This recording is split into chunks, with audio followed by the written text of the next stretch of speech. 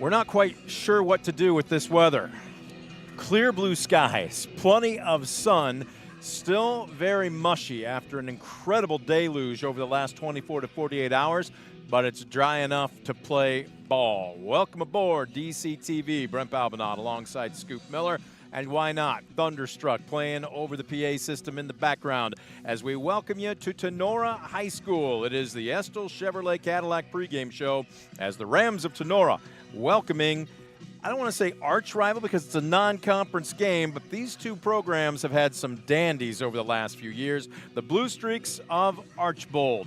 Scoop, it doesn't matter that these two are not in the same conference. Doesn't technically matter that this one's going to affect the seedings.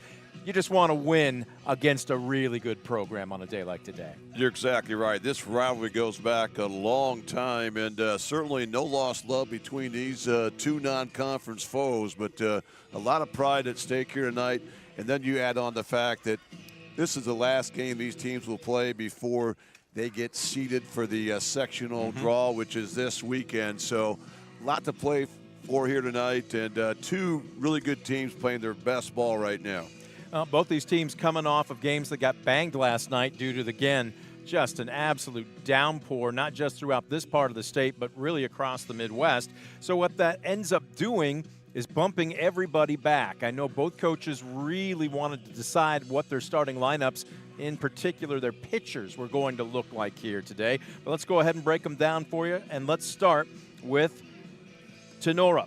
Mason McQuillan is going to get the starting nod. McQuillan is a junior, 17, and that's got to be 2/3 innings pitched. I don't know how you get 7/3 of an inning. He's allowed 8 runs, but only 5 earned. Scoop only 5 hits during that time, and almost, again, not quite a 1.5 to 2 walk to strikeout ratio at 17 to 24, but they don't ask you how. They just ask you how many. And teams are batting very low against him. He's got a sub-2 ERA at 1.98. He just gets the job done. Well, he really does. I mean, I think those numbers speak for themselves. When you've gone 17 2/3 innings, yet just surrendered 5 hits, boy, that means you're giving up about 2 hits every 6 innings. That'll win you a lot of ball games. One of the reasons he's 3-0.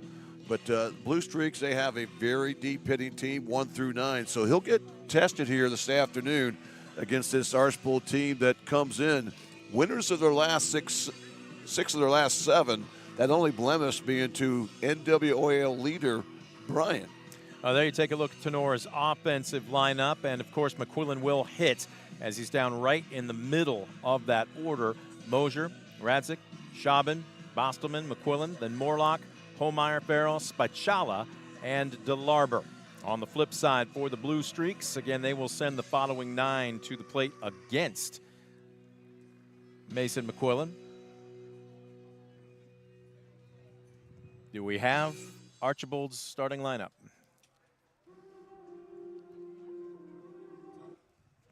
Well, that's the – tell you what, we'll get it set up. There we go.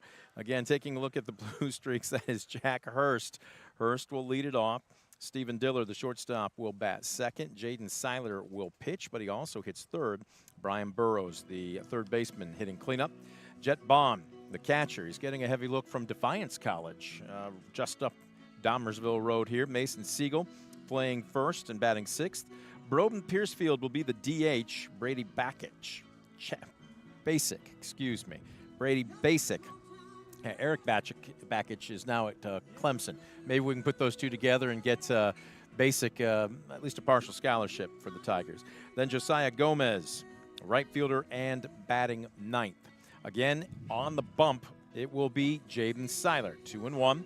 He's thrown 20 2/3. He's allowed 15 hits, 9 runs, all but 2 of them earned. 11 walks against 18 strikeouts. But again, Scoop, opponents are barely hitting above the Mendoza line on him, just above 200. And with an ERA of 2.37, he's also very effective. Well, he really is. He's been a 4-year player for the Bluestreaks. In fact, his freshman year, he pitched Archbold to the state championship game. In fact, in the semis at Canal Park there in Akron, Ohio, he threw a 1-0 shutout against Canton Central Catholic, where he went the distance, gave up just 3 hits, 6 strikeouts, 1 walk.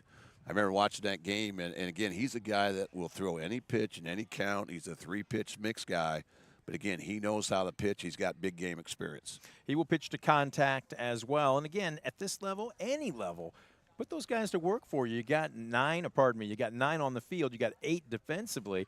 The last thing you want is a guy to go out and take the bump and feeling, I've got to strike out. I've got to take care of every single out. That's not a mix for success. Well, that's what Sandy Koufax always used to say. He became a great pitcher when he realized he did not have to strike guys out. What he had to do was get guys to hit his pitch. So I think that's going to be effective here tonight because these are 2 teams playing some great baseball. We mentioned Archbold winners of 6 of their last 7.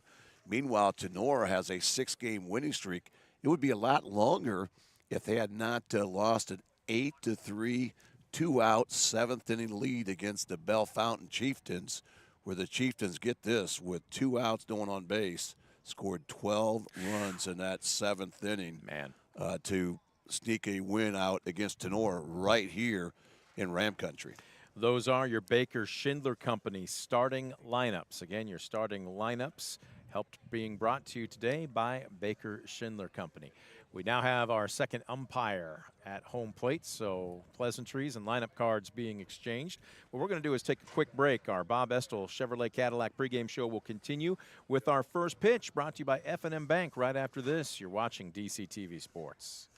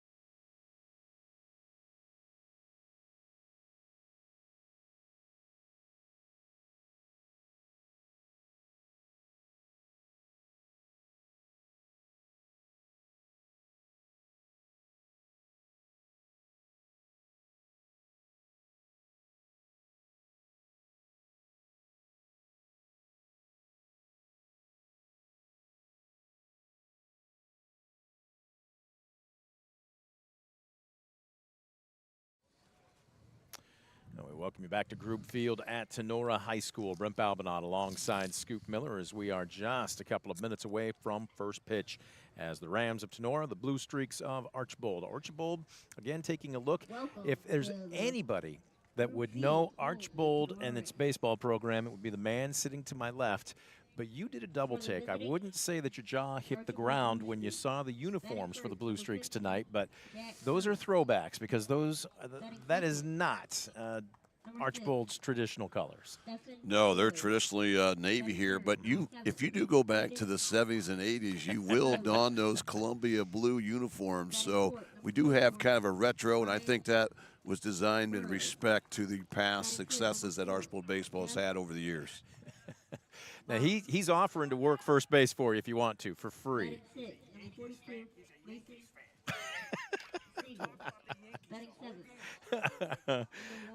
That's part of the. Now, he always gives good umpiring credit on the air. Always gives it credit on the air. And he said the minute he finds it, he'll say something. So you're exchanging pleasantries with our home plate umpire here tonight. Give him some credit. Who are we talking to here?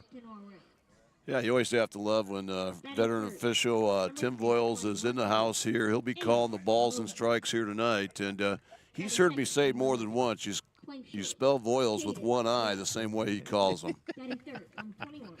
Oh, goodness. The chop busting never stops. It doesn't matter what our venue is. Absolutely not. As both starting lineups and then bench players being announced, lining up around their respective baselines here. The wind has been picking up. It's been dying down. It had died down for just a few minutes, but you can hear it over our headsets now. It's going to be off and on, and right now, not blowing straight out to right, but across the diamond from left to right. But, Scoop, that's kind of been a standard over the last, 3 really 4 weeks this entire month. It's part of playing baseball north of the Mason-Dixon line. Mother Nature always throws a monkey wrench into things.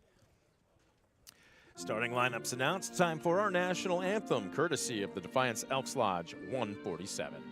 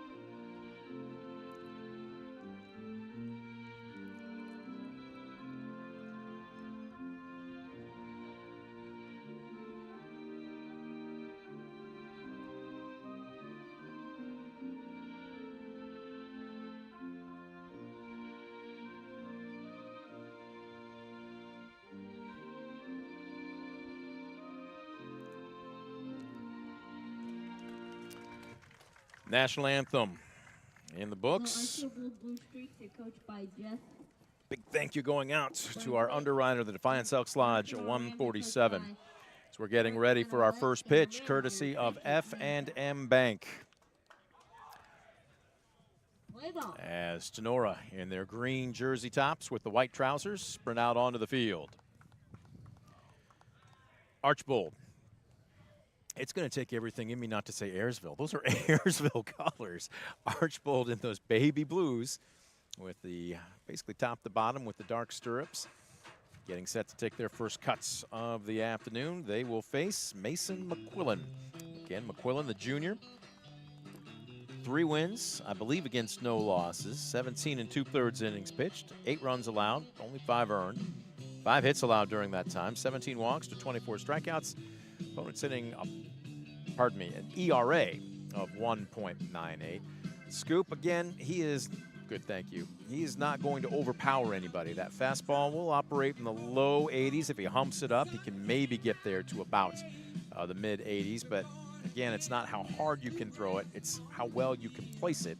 He will throw a ton of changeups. And then we were watching, since we're sitting right behind home plate, he does have, it's a hybrid. It's not a true curve, but it's not a true slider. It's kind of one of those 11-7 breakers, but it's got a lot of late break on it. Now, right there, the bottom fell out of that one. So it looks like maybe he's got a couple different versions of a breaking pitch. Yeah, and the key is to be successful in high school baseball as a pitcher, you have to disrupt the timing of the hitter, and that's what mixing speeds will do. You'll see a heavy dose of changeups. He also has the ability to kind of cut that fastball a little bit where it's got just a little bit of run late. And again, reason he's been so effective, allowing just 5 hits in 17 2/3 innings this season. So the warm-ups have now finished.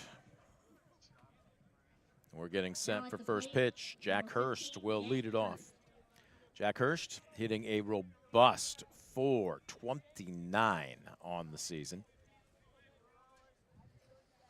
Matter of fact, out of his hits, a dozen hits, he's got 4 doubles and a couple of triples, so he's got some speed, Scoop. Well, he's got blazing speed. He has 14 stolen bases, but he also was first team all NWL as a wide receiver for the Bluestreaks, a guy that you just could not lock in man-to-man, and there he takes a first pitch fastball right on the outside edge from McQuillan. And we are underway.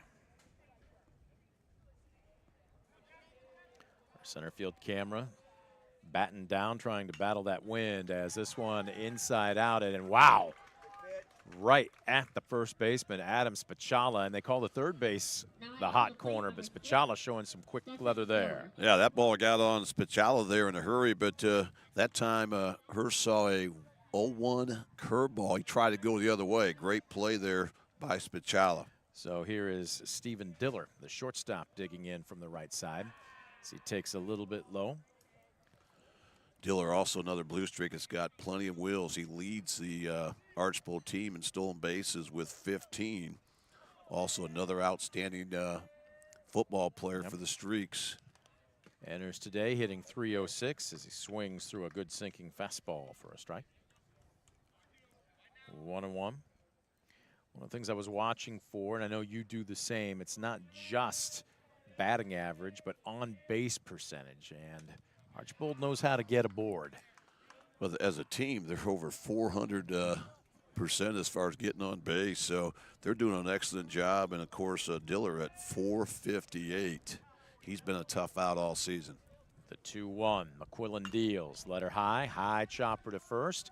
Spachala is there, and he'll make the unassisted put out. 2 away. Yeah, once again, great looking pitch there by Mason McQuillan, the junior. The fact that, you know, he's down in the count. He got hitter's count at 2-1. He makes a quality pitch there, and Diller tries to go the other way. And 2 quick outs now for the Rams, trying to get their first 1-2-3 inning. I was going to say the top 2 in the order here have gone oppo. Jaden Seiler will dig in from the right side. Trying to make it a 1-2-3 inning here. Now Seiler takes a first pitch curveball. Beautiful looking pitch there by McQuillan that just catches the inside edge. And McQuillan quickly on top, 0-1. Seiler hitting .290. Bender just off the inside corner. Well, like McQuillan already, a guy that's willing to pitch inside to right-handed hitters, being a righty versus righty situation. So he certainly has confidence in his repertoire. Well, he'll throw any pitch at any time. 1-1. Brought a good sinking fastball. There's a strike. Well, that's a tough pitch. You saw 2 inside curveballs, and then he paints the outside corner to knees. So probably a good hold, 1-1. But here with 1-2, you need to expand the zone, go to that 2-strike approach. The last pitch had a little something on it. It was 84, and he's coming inside on him. This one a 2-chopper down to third. Bostelman, and down out of the box, and he twisted something. And he is yet to get up. And Seiler limping, and they're checking. Is he claiming he fouled that off of his foot, or did he just twist it coming out of the box? The umpires are talking things over, but he's acting like he fouled that off his instep. Well, he's certainly in a little pain out there, and he'll be pitching here, so yeah. you hope this is something he can walk off. He is gimpy, but he is not going back to the dugout just yet. We will hope the best for him. Again, this is your starting pitcher, ladies and gentlemen. He's going to be tough. He's going to say, just give me my glove and cap, and we'll see how he handles the warm-up. We will take a quick timeout. No runs, no hits, no errors, and nobody left aboard. We have played through 1/2 inning. Archbold nothing. Tinora coming to the plate. You're watching DCTV Sports.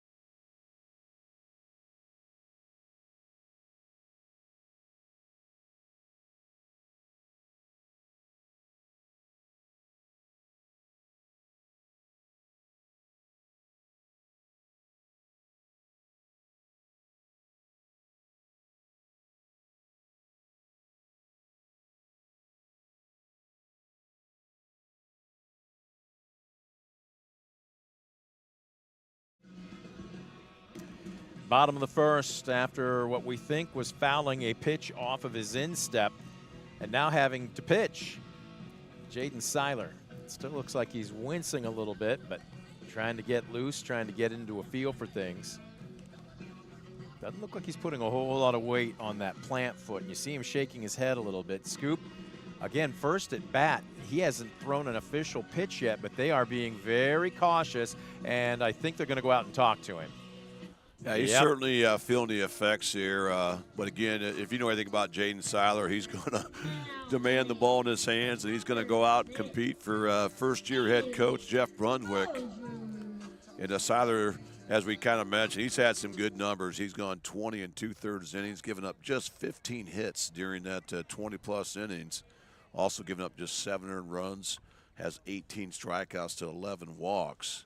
But again, he comes in with a 2-1 record, 2.37 ERA. Opponents hitting just 203 off of Jaden Seiler. Aiden Mosier will lead it off for the Rams, digging in from the left side, hitting a very healthy 348 on the season. Righty-lefty matchup. Shows bunt. They're going to try and make him field his position immediately. He throws off his back foot, and that is an absolute cannon for an arm as he finds Mason Siegel for a bang-bang play at first. Wow, what a great play there by the senior Jaden Seiler. That was a fantastic bunt from Aiden there, but Seiler did a great job getting off the bump there and throwing a seed there to first base, and he needed to as Mason Siegel was able to stretch and retire Mosier there by half a step. Caden Radzik will dig in from the right side. Radzik hitting 333 on the season. Alex Schoblin, the catcher, standing in the on-deck circle. We'll set the Bluestreaks defense for you after this pitch. Righty-righty matchup.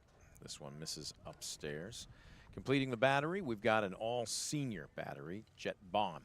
Again, we told you Seiler is going to play at the next level as he's going to Adrian, correct? That's correct. And then Bond getting some looks, biggest from Defiance College, but still has yet to commit, as this one tailing just off the outer third, and quickly it's now 3 balls and no strikes. All seniors on the infield. Brian Burrows at third, Stephen Diller at short, Brady Basic at second, and Mason Siegel at first. From left to right in the green, also a trio of seniors, Anthony Williams, Jack Hurst, and Josiah Gomez, as this is ball 4, and the Rams have their first base runner. Radzik adds to his season high 12 walks for the Rams as he gets things started with just 1 out. Alex Schoblin will dig in. Leads the team in batting average at .413. They've got some guys that can mash. Out of the stretch, Seiler deals. Had a little late run, and oops, this one goes over the pitcher's head, but that's why you keep your eyes up and your head on a swivel till it picks it up. Yeah, Schoblin leads the Rams in practically every offensive category. Average, hits, RBIs, doubles, home runs. Takes a bender there, and that one split the plate. 0-2 the count. Again, I was told Seiler has more of a slurve than true curve, but that one looked like it dropped off the table. We'll take a peek here. You get a good look from our center field camera. Oh, he elevated there, and he got lucky as Schoblin just didn't get the sweet spot of the bat on it. Yeah, that 0-2 pitch might have got a little bit too much of the play, but what really saved Jaden Seiler there, he was able to elevate that. Just too tough to catch up with Schoblin. Count remains 0-2. Out of the stretch, Seiler. Tight kick, pitches low, runner breaks, and there's absolutely no play on him as Caden Radzik in easily with the stolen base. That's his 4th of the season. Oh, he picked the perfect pitch to go on that time. One of those third balls that was 59 foot. Bond did a great job of keeping in front, but there's no chance to throw out Radzik. So a runner in scoring position now, the 1-2. This one kind of nubbed into shallow left field. That actually froze Burrows, and instead, he just didn't get a good read on it. It drops just a few feet into the left field grass, and that is as seeing eye as you can possibly get. But all of a sudden, Tinora threatening now with only 1 out and runners at the corners. Well, good things happen when you put the ball in play, but that's a tough break for Jaden Seiler. He made a quality pitch there on the 0-2 pitch, and really nothing that Schoblin can do other than fight off his fist, but had just enough to get over Burrows there. And now the Rams have something cooking here. Runners on the corner, just 1 out. So that'll bring up Hunter Bostelman. Pitch a little bit low. Bond set up outside. I wasn't sure if he was thinking about a snap throw down to first. His positioning was very defensive, but 1-0. The teams have had a lot of success running on Seiler this season. They've gone 6 for 8 for 75% success rate. Meanwhile, The rest of the pitching staff has held guys to about a 65% success rate. So look for the Rams here to maybe get something in motion here with just one out. The 1-1. Oh, what a stop. That was barely enough time for Bond to get out of his crouch, and he made a bucket stop. Yeah, that temporarily scratches off a run because that had wild pitch written all over it, but fantastic play by the senior. Seiler will take a little extra time. This is a big pitch coming up here with 2-1, runners at the corners, and still only one away. Out of the corner of his eye, he's going to go over to first.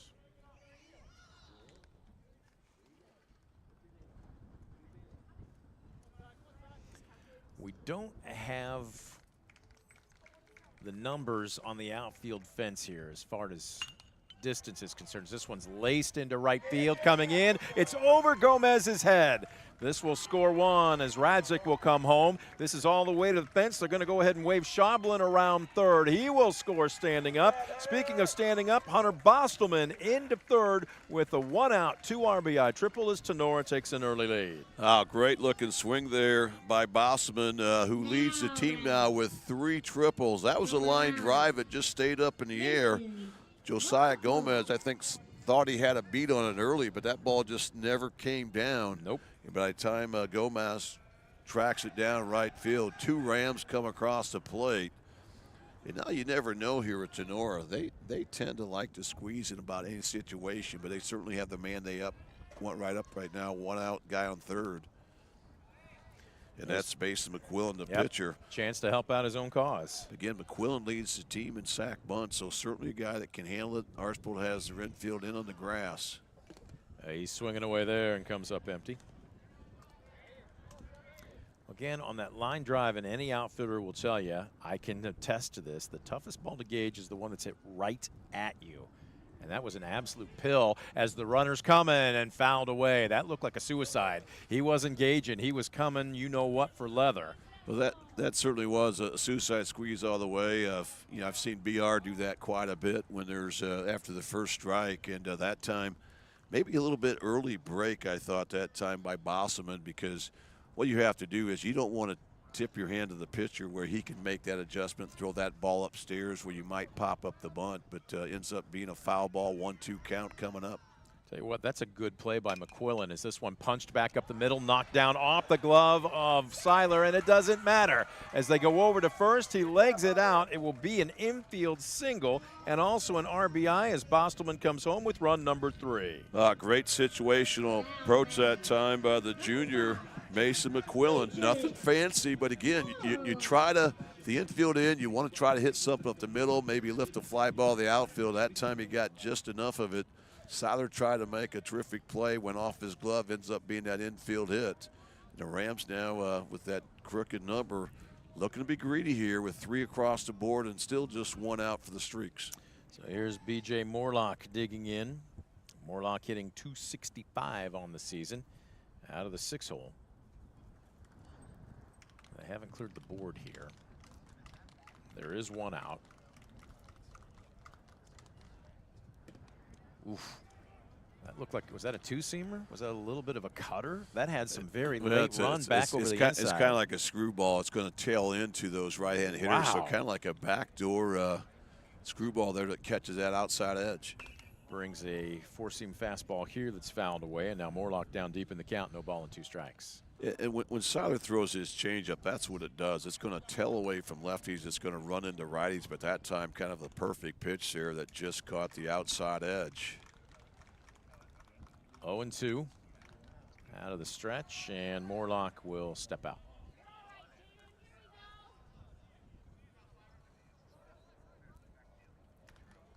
Rams have already pushed 3 runs across, still only 1 out with a runner aboard here, and Seiler will go over to first.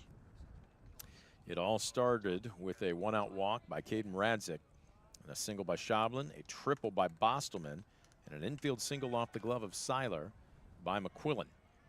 And next thing you know, don't blink, you're down 3-0 if you're Archbold. The 0-2.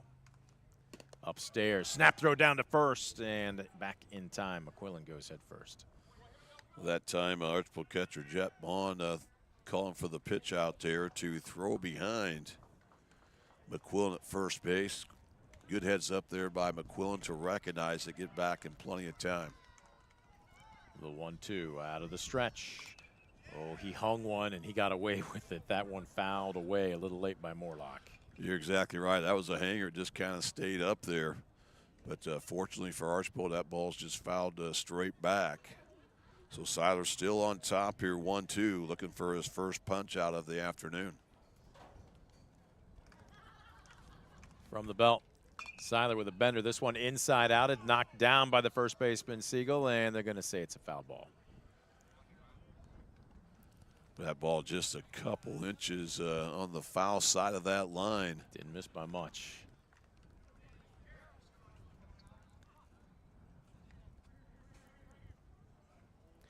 So we'll wait for the 1-2 again. Morlock has fouled a couple of two-strike pitches away.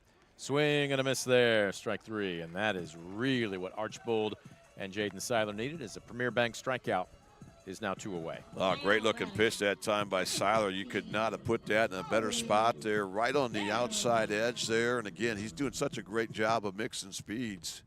You know, Tenora's really only hit that one ball in the screws. That was a triple by Bosselman. And that off the bat looked like it was going to be an F9, a sac fly. But again, that ball just kind of stayed up. Looked like Gomez took a couple steps in. So 2 away. Owen Farrell will dig in. He's hitting .500, but his sample size is very small, ladies and gentlemen. 1 for 2. So he's only had 5 plate appearances, but he's been on base 3 times. So for the freshman, really doing the job here with some limited reps. This one fouled straight back. He's down now in the count, no balls and 2 strikes. Well, Seiler really starting to settle in. He's really hitting his spots. We've seen him work both sides of the plate. We've seen him move north and south in the strike zone. And now he's starting to consistently get on top of these Ram hitters, as he has Farrell in a hole, 0-2. See what Seiler decides to bring here. He'll step off.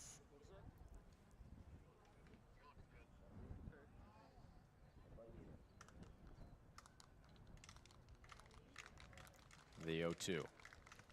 Just above the belt. Seiler deals just off the outside corner, folks. We have about as good a position as you can get. We are right behind home plate, and that didn't miss by much. Well, that's what you call hitting your spot. You know, that ball was off the plate just a couple inches, but again, right in the river there between the outside edge of the plate and that left-handed batter's box. That's a quality miss. Is this one inside? And he hit him. Wow, at 1-2, or I guess 2-2, a hit batter keeps the line moving as Adam Spachala will now stroll to the plate. Well, give the freshman credit right there. You know, he's got 2 strikes on him. The pitch inside, instead of bailing out of the way, he just sort of turns a little bit, takes it for the team. And what that does, it extends the inning. Now Spachala trying to drive home the 4th Ram run of this opening frame. Adam stepping in, hitting $194. Made a couple of nifty places. Pardon me, a couple nifty plays in the top of this inning.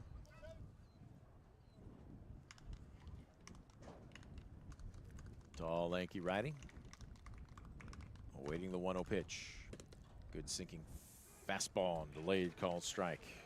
Well, that's a great pitch again by Seiler, who's really hitting his spot. So that one right on the edge at the knees. You know, when you're up 1-0 in the count, that's probably a great hold that time. Bender right over the top of it. That was his nastiest breaking pitch so far the afternoon. Well, that's that changeup he throws. It really falls off the table. I mean, it really has so much late drop to it. Once again, Seiler on top, 1-2. This one on the outer third, number. Seiler's got a hustle, but he fields his position neatly. Score at 1-3, and that will do it for Tinora here in the bottom of the first. Not before the Rams come up big, though. 3 runs on 3 hits, no errors, and 2 left aboard. We have played through 1 inning. Rams 3, Bluestreaks nothing. Back after this on DCTV Sports.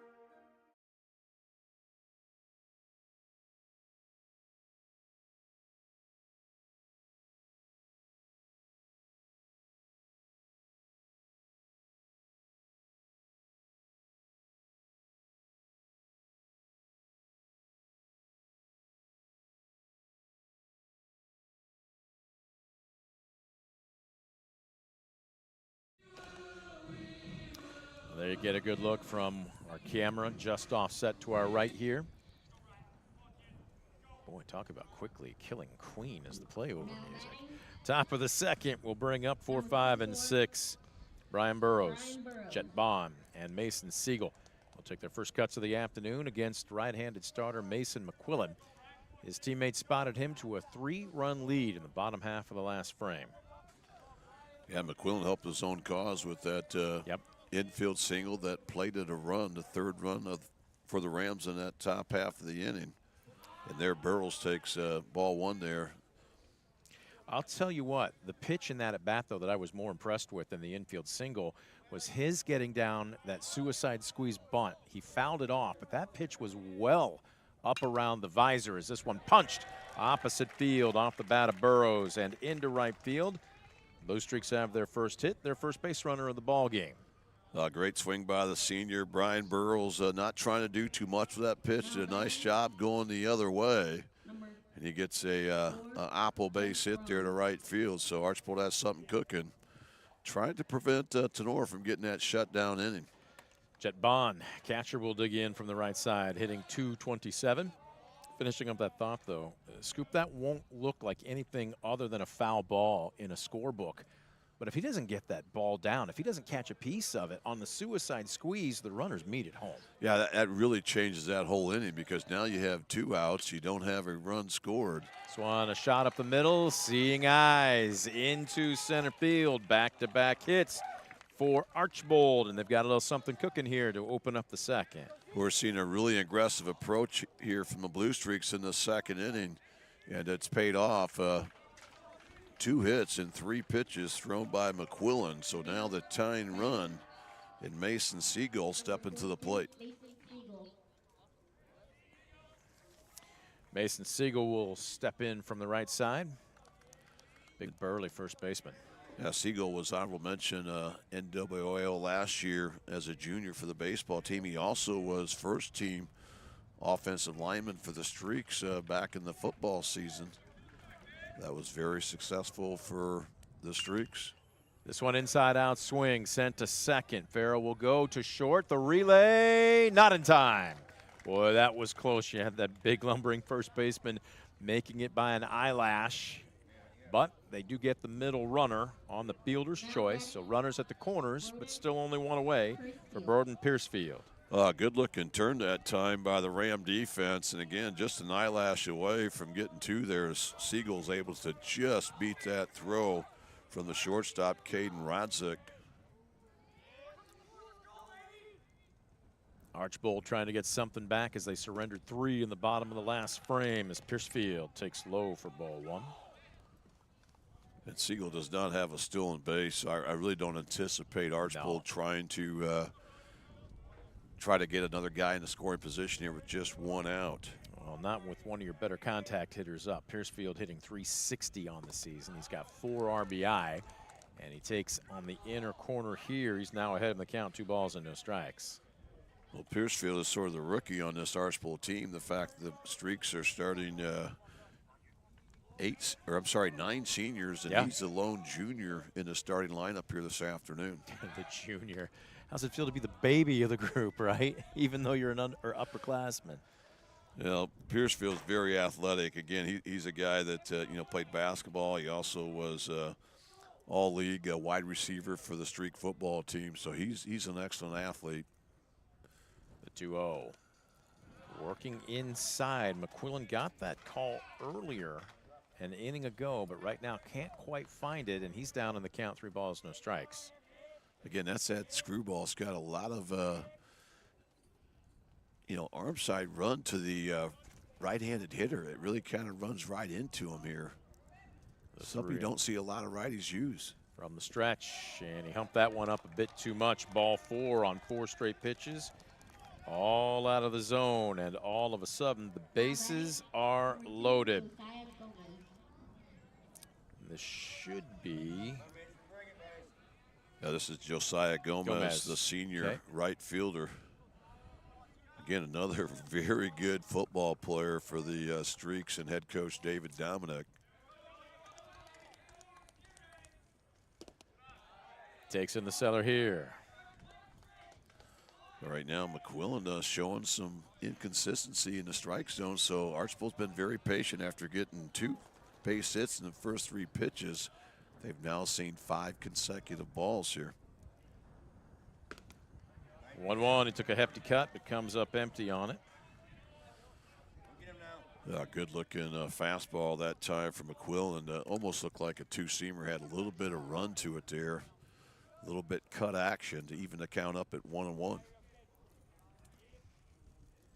McQuillan nibbling on the inside corner. Scoop, I'll give him credit. He is really not afraid to pitch both halves of the plate. So often, I think we talked about this last week, you see guys, especially at the prep level, that just don't want to work inside. To his credit, he's trying. Yeah. He just hasn't found his spot yet. Yeah, that's a great pitch. It just missed by, half an inch, if that. So, again, I love guys that are willing to use both sides of the plate. And there, that one had the bottom kind of fall out. A lot of late dip to it as Gomez swings through it. So now the count even at 2-2. Big pitch coming up here with the bases juiced. Got to figure Gomez is sitting fastball. He gets it, it goes to the backstop, and coming up on it is Schablin, but the throw home is not going to be in time. Burrows will score on the wild pitch. Everybody else moves up 90 feet, and Archbold now on the board. Well, that's huge. Anytime you give up a crooked number, you got a lot of baseball left. You don't want to panic, but what you want to do is try to go out and win the next inning. And Archbold doing what they can as they get a free base here, basically, but also takes off the double play. So any ground ball here should score a run. 3-2. Gomez about to dig in. Now he steps out. This is if you're Gomez, you want to be situational here. It's early in the game. Try to get a ball you can lift to the outfield. Try to get, ground ball up the middle that's going to play to run. And there, the bottom falls out again. Good looking pitch there by McQuillan. Pitch. And what a great time to record your first strikeout of the afternoon. Still not out of the woods, but now there is light at the end of the tunnel for Mason McQuillan with 2 down. Anthony Williams will dig in from the right side. Runners at second and third after that wild pitch. So still got to stay locked in here if you're Mason McQuillan. And likewise, if you're Mason Siegel at third. I mean, your run this inning came across on a wild pitch, so you've got to be able to read anything. Yeah, with 2 outs, you really need to get a good dirt ball read. Try to make it happen if that opportunity presents. 1-0 chopped over the pitcher's mound, ranging over. Farrell's got it. The freshman fires. Boy, that was close at first, but he didn't rush. And the underclassman keeps the damage to a minimum. Score at 4-3 on the final out. Not before Archbold, though, comes up with 1 run on 2 hits. No errors and 2 left the board. We are through 1.5. Tinora 3, Archbold 1. You're watching DCTV Sports.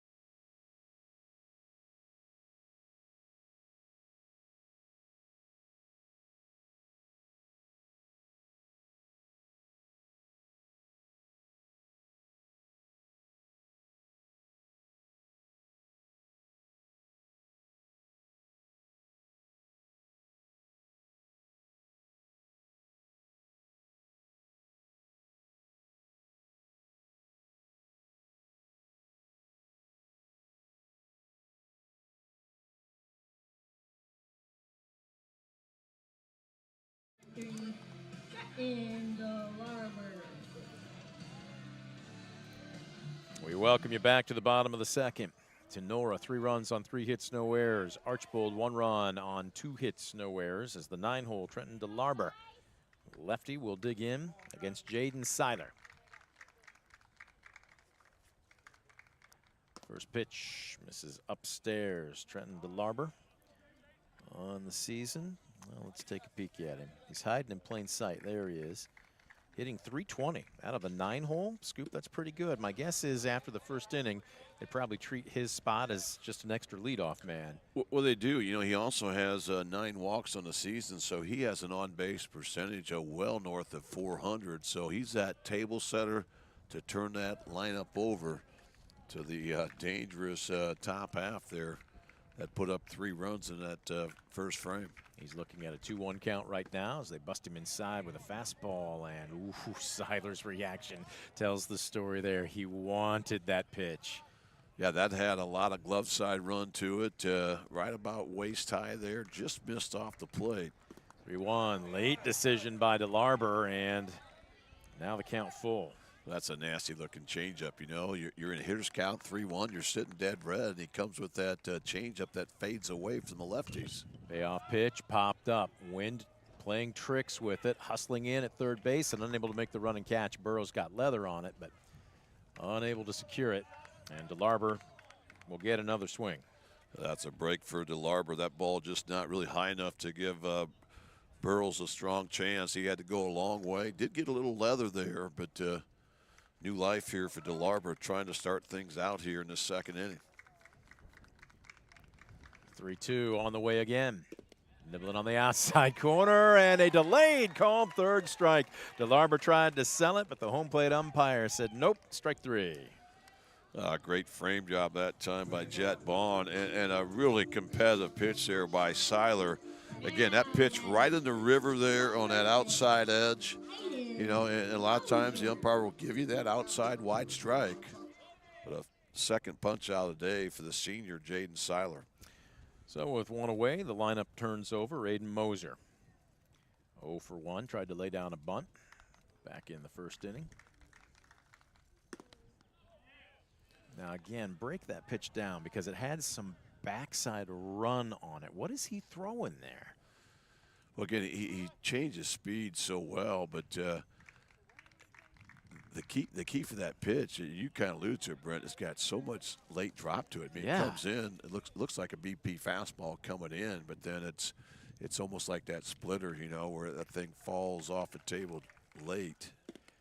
There's a little bit of run as it clips the inside corner. As I'm looking at it here, and again, I'm trying to pick him up like a batter would. Granted, we're probably, what, 20 feet, maybe even 30 feet back farther. There's that soft window that at least during my day we were always coached, as this one's fouled inside out of play, where you try and pick up a guy that may be giving you a little, again, maybe a late release point or extra spin.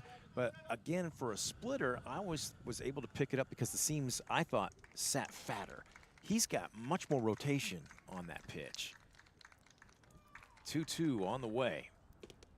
Runs him inside. Boy, I tell you what, he is working both halves of the plate. He really is attacking not just lefties but righties. He's willing to throw inside and out, and you know, reason he's been so successful as a pitcher for the Streaks. Oh, late hop and unable to secure it off the second bounce. Basic was trying to get it over. I'm not sure Seiler would have won the battle or the race to the bag there, and I'll be curious how they score that, because it took a late turf hop off the heel of the glove of Siegel. And Basic was kind of blinded there by the fact that it looked like Siegel was going to come up with it, and Basic was able to react. But again, they just could not get it cleanly out of the glove on the transfer. And they do mark it as an error. It is going as an error. You're going to score that E3 then, I'm assuming, correct? Never assume. One aboard, we know that. As Radzik will dig in from the right side. Gaden, no official at bat. He walked an inning ago and then came around to score on a 2 RBI triple by Hunter Bostelman. Quick throw over. Seiler looks like he's got a pretty good move.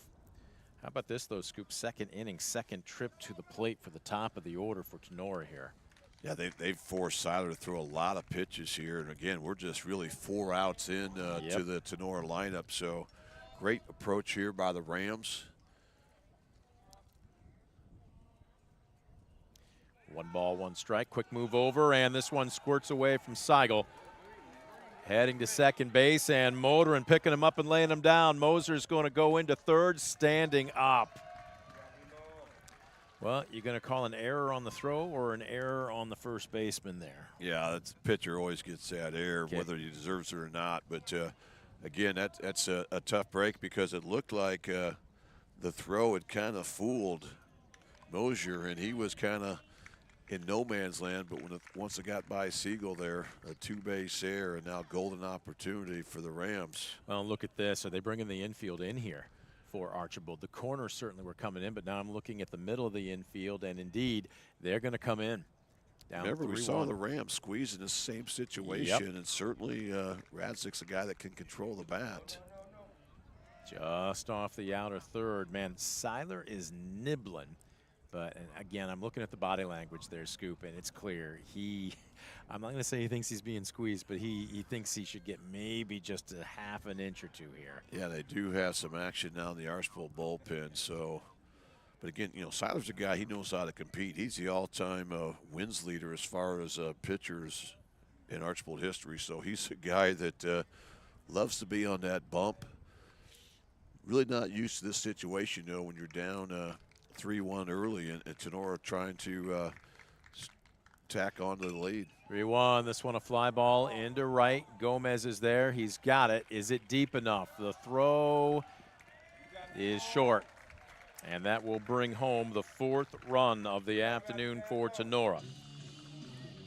Well, that's a great at bat there by the senior Caden Radzik, who's going on to play at the University of Findlay. Good situational hitting. He got a ball up around the belt, was able to lift it the other way, and plenty deep enough to score. Mosier with the 4th run here of the night for the Rams. Alex Schaublin will dig in, and again, from where I'm sitting here, there's got that almost that 12-6 break, but I'm not sure if that's his hybrid versus his changeup here. To me, they look very similar. That's his slider. I mean, it's more a slurve, you know. It's not that. It's certainly not that 12-6 curveball, but again, it's got a lot of you know, right to left run there coming to the plate. A lot of glove side run. Well, again, when he's thrown that curve, or slurve as we call it, I'm seeing a little bit more break like that. To me, that's more of an 11-7. It's kind of a hybrid. Now, again, some guys will say slider, some guys will say curve. That's why us broadcasters usually get caught between a rock and a hard place, and we just say the breaking ball.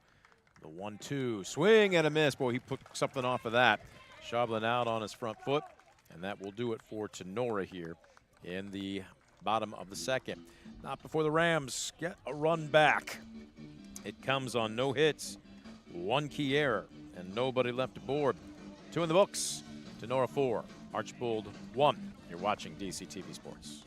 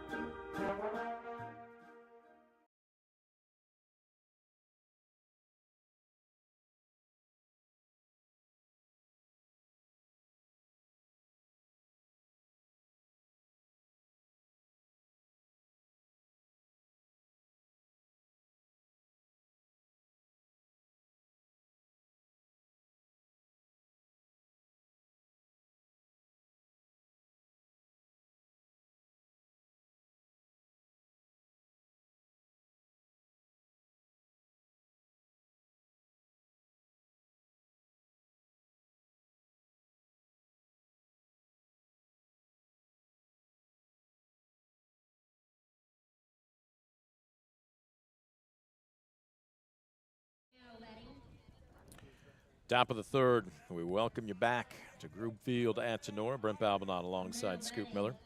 Number 15. Top of the third brings up the top of the order for Archbold. It'll be Jack Hurst, Stephen Diller, the shortstop on deck, and pitcher Jaden Seiler in the hole. Tinora 4 runs on 3 hits, no errors. Archbold 1 run on 2 hits, 2 errors.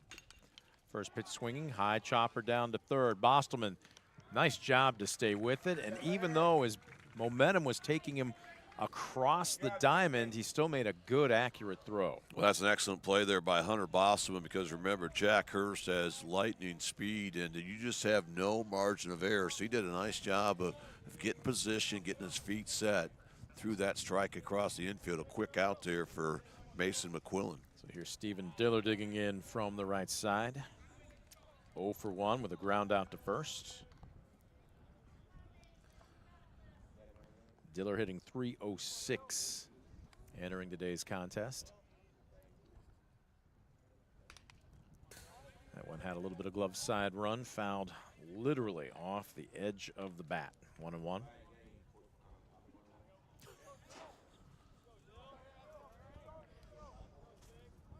One and one. This one misses low and away. This is like red carpet service here. You don't need Grubhub or DoorDash or anything. You just reach out the window here and boom. Okay, I'm going to start a tab under Wolfram if that's all right. Okay? The 2-1 gets dirty. You're a good guy, too. No, I'm good. Thank you very much. You want a water, Scoop? Scoop's saying he's okay. We're good, but thank you very much. Thank you. See, if we weren't wearing headsets, they wouldn't think we were nearly as important. The 3-1, this one lifted into center field. Wynn's going to knock it down. Holmeyer's there. Nice job to gauge it. Makes the catch. 2 away.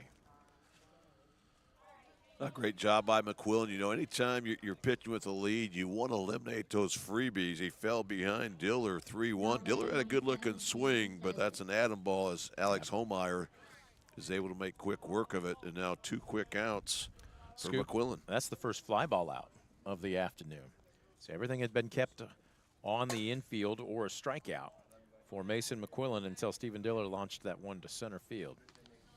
As Jaden Seiler takes one bouncing right off the backstop here.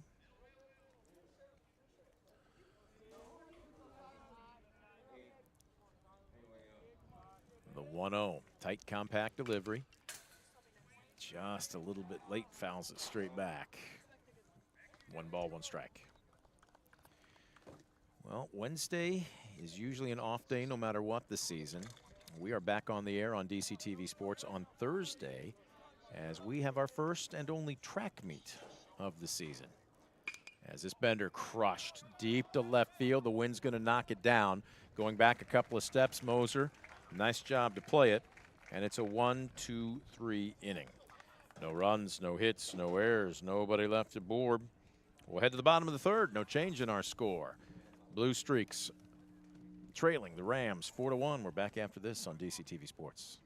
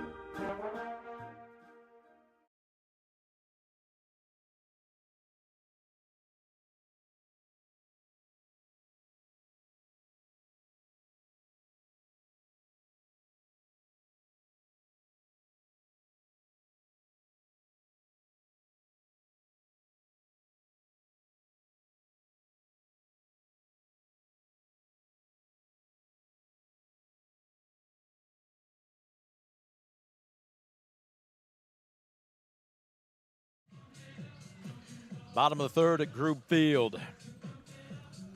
We've got our changeover as Jaden Seiler finishing his warm-ups. I don't think he probably needs too many on a warm day like today. And with a pitch count through the first 2 innings that I think would probably be fair to say is elevated, he's going to try for a quick inning here. preferably for him a scoreless one, as he'll deal to 4, 5, and 6. Cleanup hitter Hunter Bostelman will lead it off. Mason McQuillan on deck and B.J. Morlock in the hole.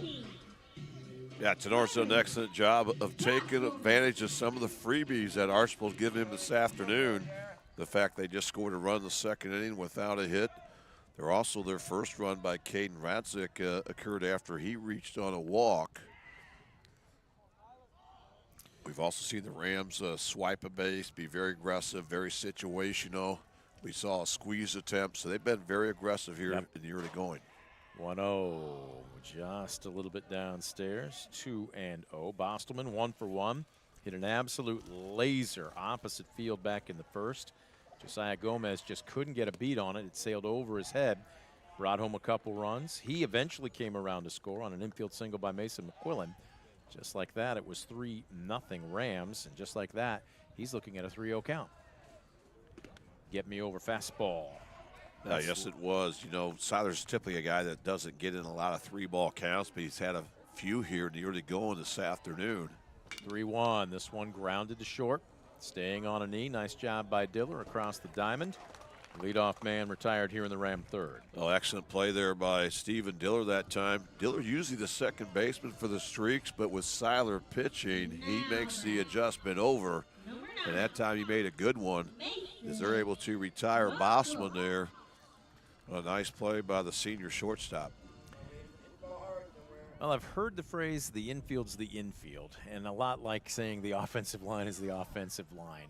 There's a soft foundation for that comment, but the truth is each position is different. They have their own responsibilities, and I will say this. If you ever stood in, probably just for BP, as the 1-0 bounces to Mason McQuillan, and you took a ground ball at short compared to a ground ball at third, you would understand there is a significant difference between the infield positions. There really is, and that's the trickle-down effect you have at the high school level when a lot of times you don't have the luxury of having those two-way guys that, or you basically have to make everybody a two-way guy. A lot of times at college level, you do one thing, you pitch, or you play shortstop and so forth. Here, when you have like Seiler, their typical shortstop, when he's at the bump, now that kind of jockeys people around. So now you have maybe 3 or 4 different guys playing out of their true position. The 2-2 after a couple of good fastballs outside corner. He triples him up. McQuillan swings right through it. That is a Premier Bank strikeout, and there's 2 away. Yeah, that's the 4th Premier Bank strikeout for Jaden Seiler, who's starting to settle in. You know, after 3 of the first 4 Ram hitters scored this afternoon. Since that time, he has not allowed an earned run. And the strikeouts have mounted now, with that being number 4. So here's B.J. Morlock, the DH, digging in. He is 0 for 1. He was a strikeout victim back in the first.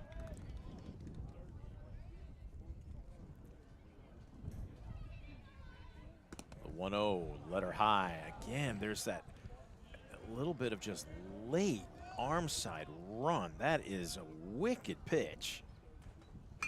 This one well struck into right center, but playable. Hurst is there, and he's got it. And for the first time this afternoon, Jaden Seiler retires the side in order for the first time this afternoon. No runs. They come on no hits, no errors, nobody left the board. 3 in the books here at Grube Field. Rams still up by 3, 4-1. We're back after this on DCTV Sports.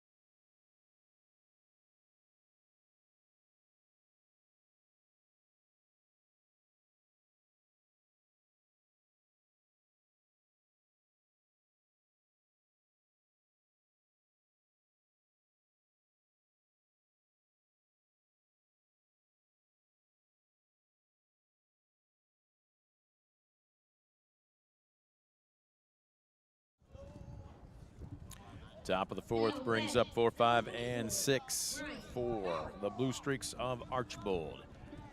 Not quite halfway through this game, as they trail the host Tinora Rams by 3, 4-1. Burrows 1 for 1 with a run scored.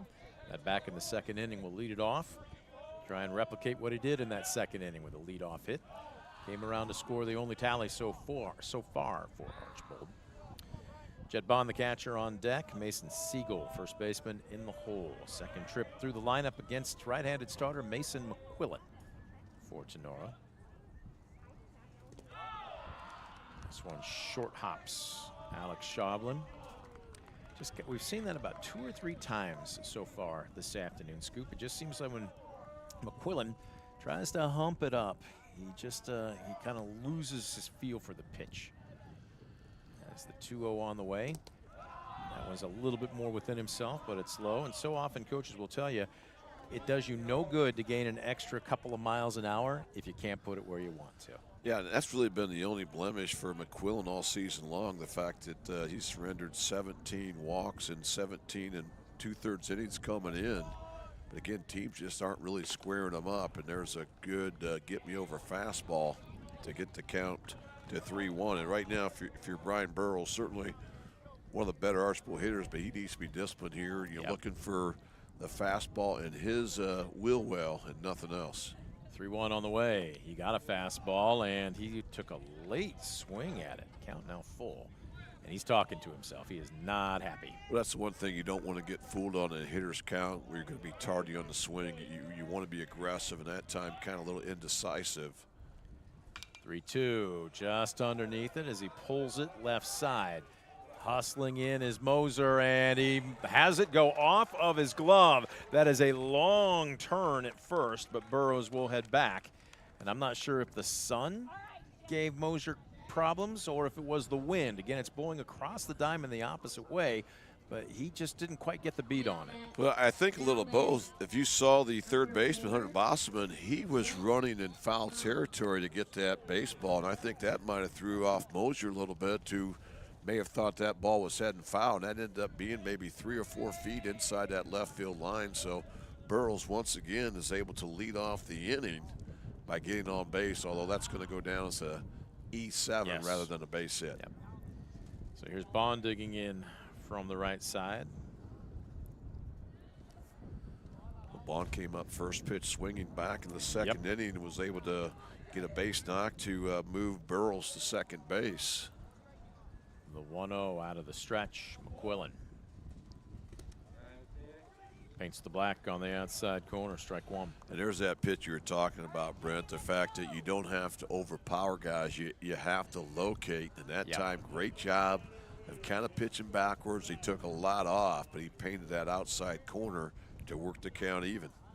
The 1-1 from the stretch downstairs. I'm sitting here thinking, and not just at the high school level, although you figure that the stats would bear that out the most at the lower levels, but even the college level, heck, the majors. I'm sitting here thinking of a game of a guy like, what was it, Boyer for the Seattle Mariners.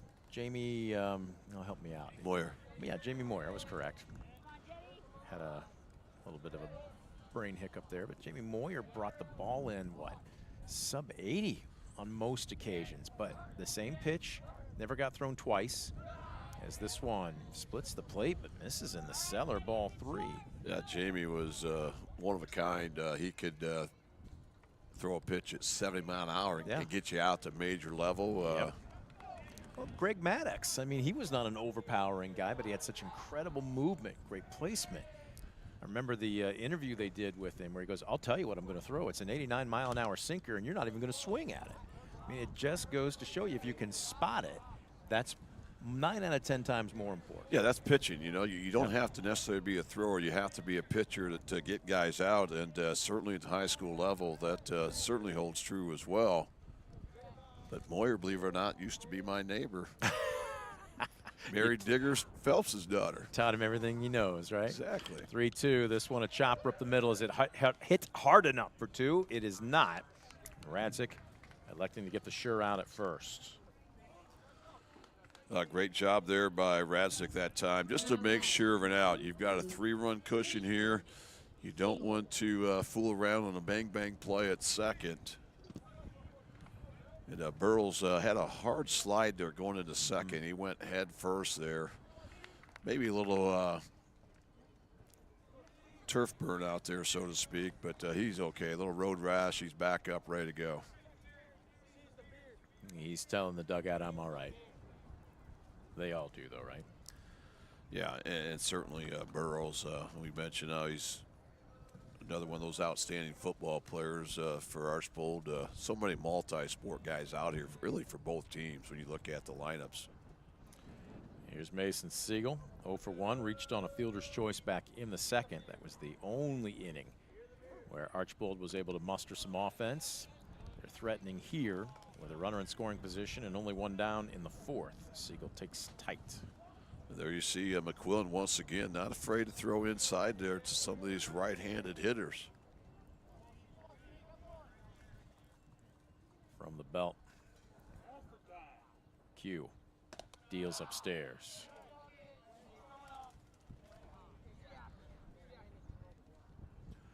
Right now, if you're Siegel, you know, he's an aggressive hitter. He wants to be swinging the bat, but he needs to find a way to get on base, try to get that tying run to the plate here with less than 2 outs. 2-0, Siegel most likely going to be sitting fastball here. And he took a rip, snap throw down to second, and Burrows is in ahead of time.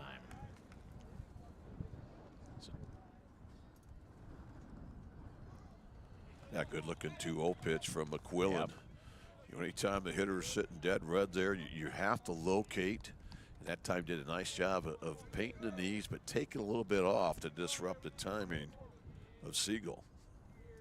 McQuillan from the letters. Comes home, tries to nibble outside. Ball 3. Well, that's a great hold. That had a lot of glove side run to it. Started right on the outer third, but by the time that Schablin can catch that baseball well off the plate.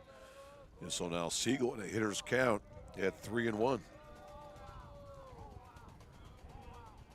McQuillan taking his time, deals, fouled straight back. Boy, he came right down central, and Siegel just didn't get the barrel of the bat on it. Well, that time, he just challenged him. He went right down the heart there. You're not going to see many pitches right there in that wheelhouse, but that time Siegel just missed it. That's the pitch you only get maybe once at bat. When you get that baseball, you want to try to turn it around. Now an important payoff pitch coming up. 3-2 on the way. Q sets, deals, got him swinging. Strike 3. Now once again, McQuillan just reared back and challenged. And I like that, the fact that you're trying to pitch with a lead. The last thing you want to do is give up some freebies. And that time, McQuillan records his 2nd strikeout of the afternoon. Comes at a great time. That is a Premier Bank strikeout. Brings up Broden Piercefield, the DH.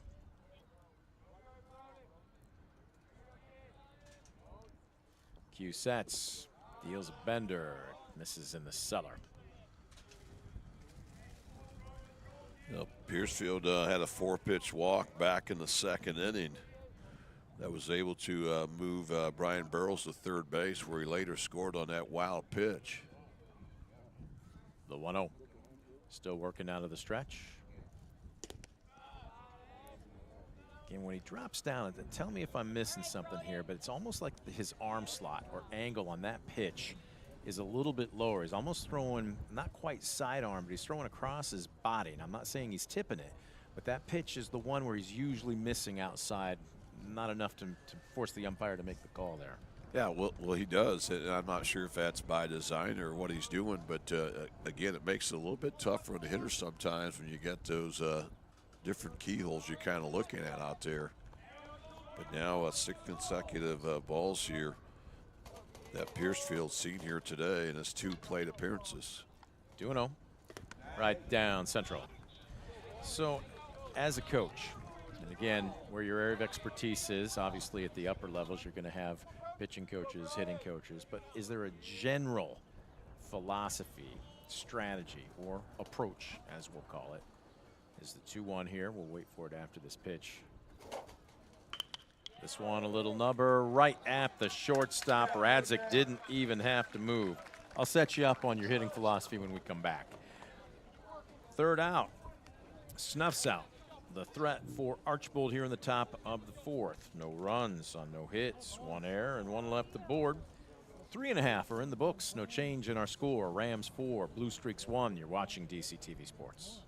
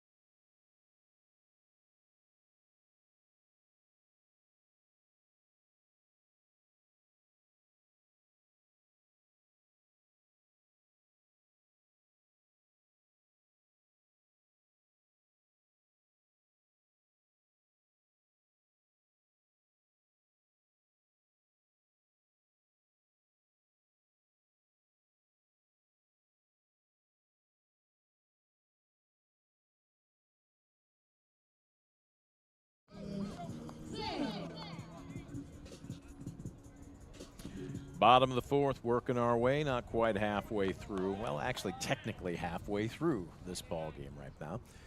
Tinora 4 runs on 3 hits, 1 error. Archbold 1 run on 2 hits, 2 errors. Jaden Seiler recorded his first 1-2-3, his first scoreless inning a frame ago, as he will deal to the leadoff man, Owen Farrell, who, no official at bat, wore one. I hate to say the easiest way you'll ever wear one, but it just kind of grazed his uniform, and he trotted down to first to take his base as the 1-1. Laced into the right center field gap. This is going to be trouble, and oh, a ton of English as it squirts by Hurst. He takes a long turn at first, but Farrell will stay put with a leadoff single. Great swing there by Farrell. That's the first Ram hit since the first inning. Seiler's gone 11 consecutive batters without allowing a hit, but the freshman that time, nice base knock there to right center field. And the Rams have something cooking as they have their leadoff man on base for the first time tonight. Adam Spicula lays down a bunt on a pitch inside. This is a beauty, and speaking of a beauty, Burrows throws off his back foot on the run. What a play, but Spicula does what he needs to for the sacrifice.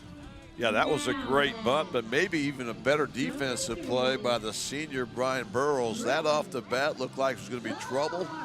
It had just the right touch on it, just inside the chalk, but Burrows made that play look awfully easy. What a great play by the senior.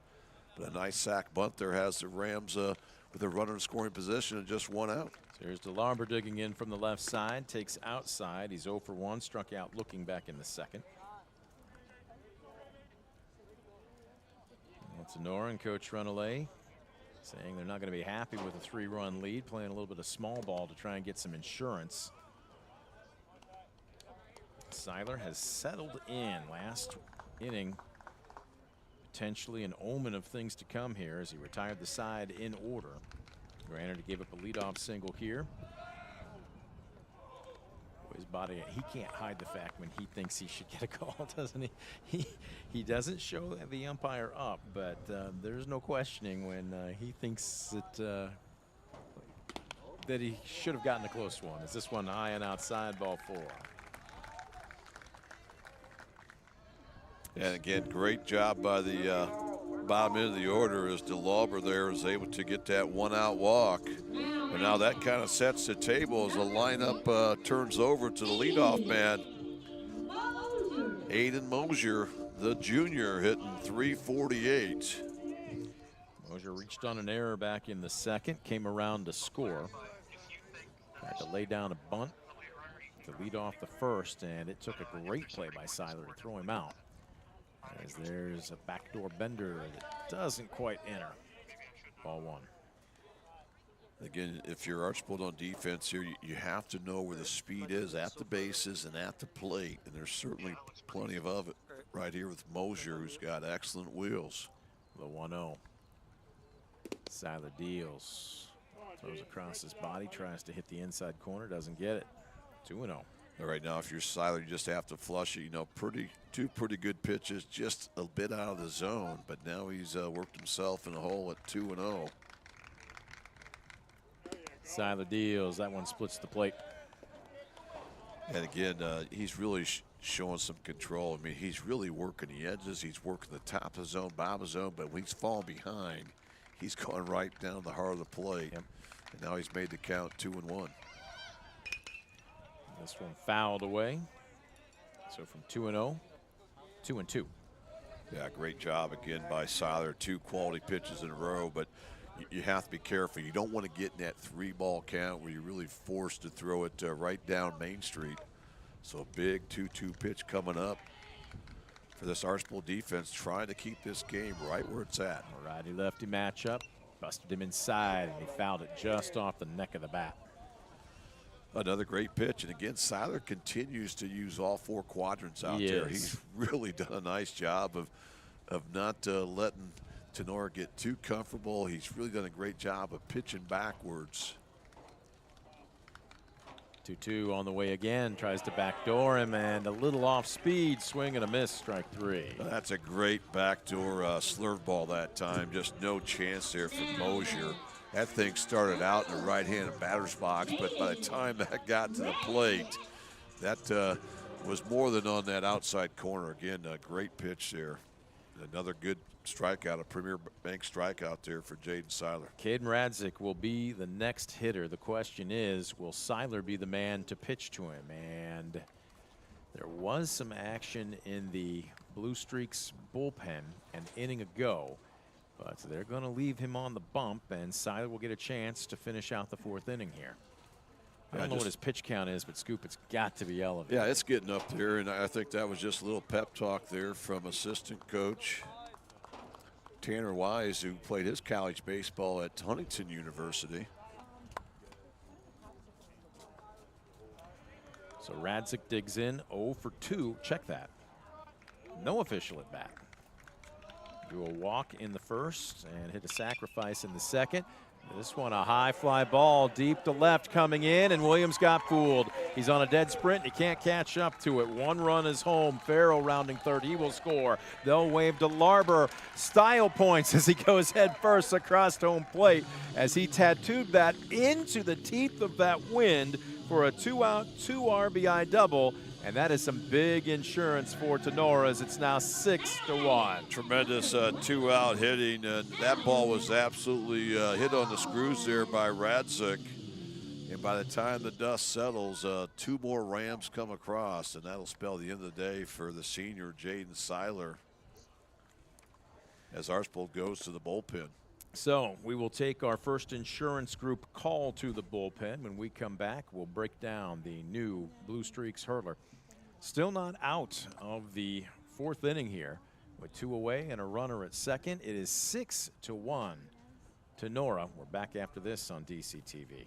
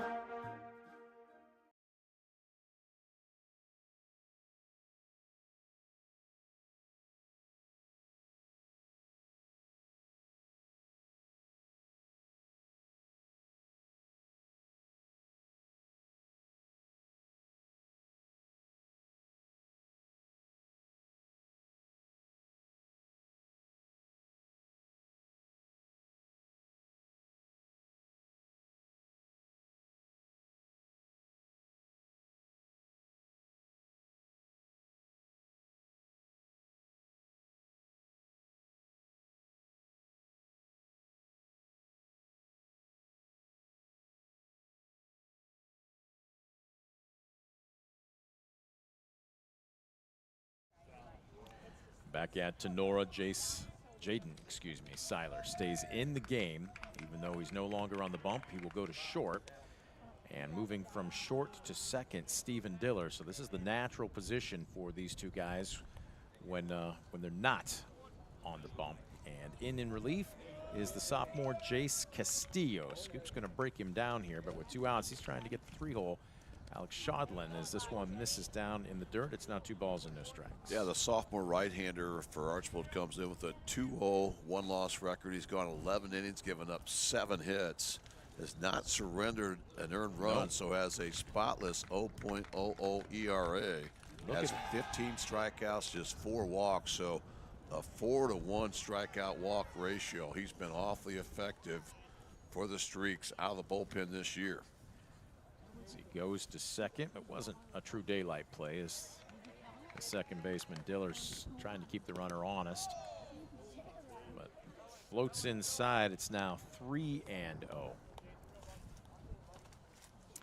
Well, Tinora with 2 key insurance runs here, stretching a 4-to-1 lead, now to 6-1 off a 2-out, 2 RBI double by Caden Radzik.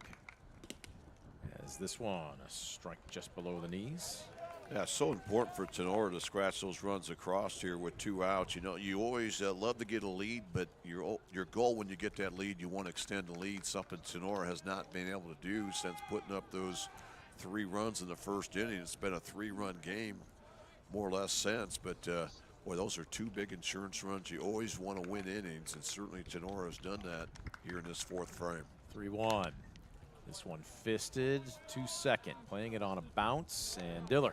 Boy, that was close as Shadlin was hustling down the first base line, but score at 4-3, and that will retire the Rams here in the 4th inning. Not before they come up with some big insurance. 2 runs on 2 hits, no errors, 1 left to board. 4 are in the books. 6-1 Tinora over Archbold. We're back after this on DCTV Sports.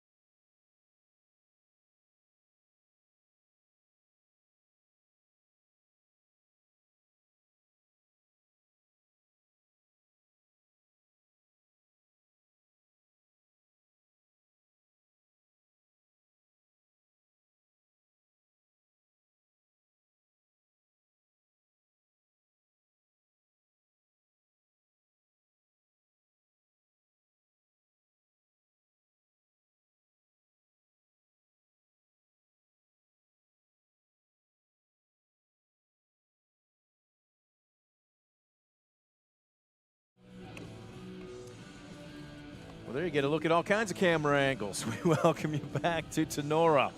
Brent Balbinot alongside Scoop Miller. Host Rams, 6 runs on 5 hits, 1 error. Visiting Bluestreaks of Archbold, 1 run on 2 hits, 2 errors. Back on the mound for a 5th inning's worth of work, Mason McQuillan, the junior. Right-hander has been almost untouchable. The only inning where they really threatened is when they did score. Back in the second when Brian Burrows led off with an infield single, a leadoff single. Jet Bond then followed with one up the middle. And then moving the line, a fielder's choice and a walk. And then a wild pitch. So in all honesty, I don't want to say earned, but maybe a little bit more of a gifted run in that inning. But other than that, they've only had 1 base runner for Archbold since the second. Yeah, just very limited opportunities here for the Streaks, and certainly McQuillan deserves the praise for that.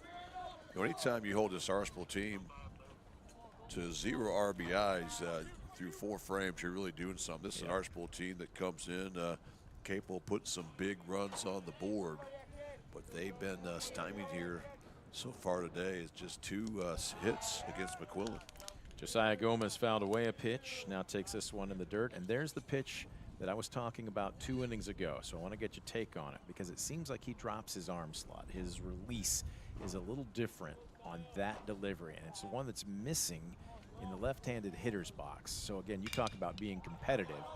As this bender on 2 hops to short, Radzik across the diamond. There's 1 away. But from a hitter's perspective, if you're coaching a young man, especially it's maybe a little bit more of a lower level like the high school level, is there a foundation that you want him to take to the plate when it comes to not just a approach, but how you pick up a pitcher that gives you different looks?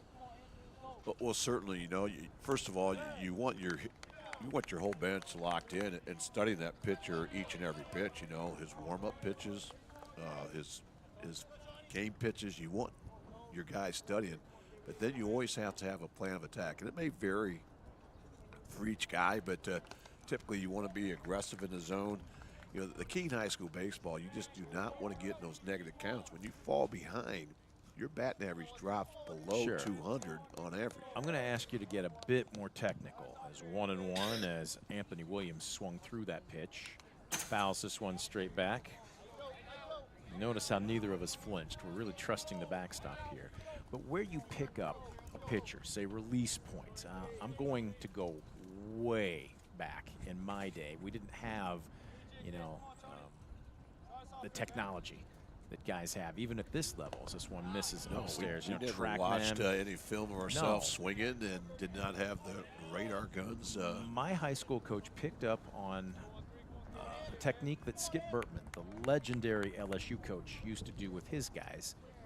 As the 2-2 on the way from Q.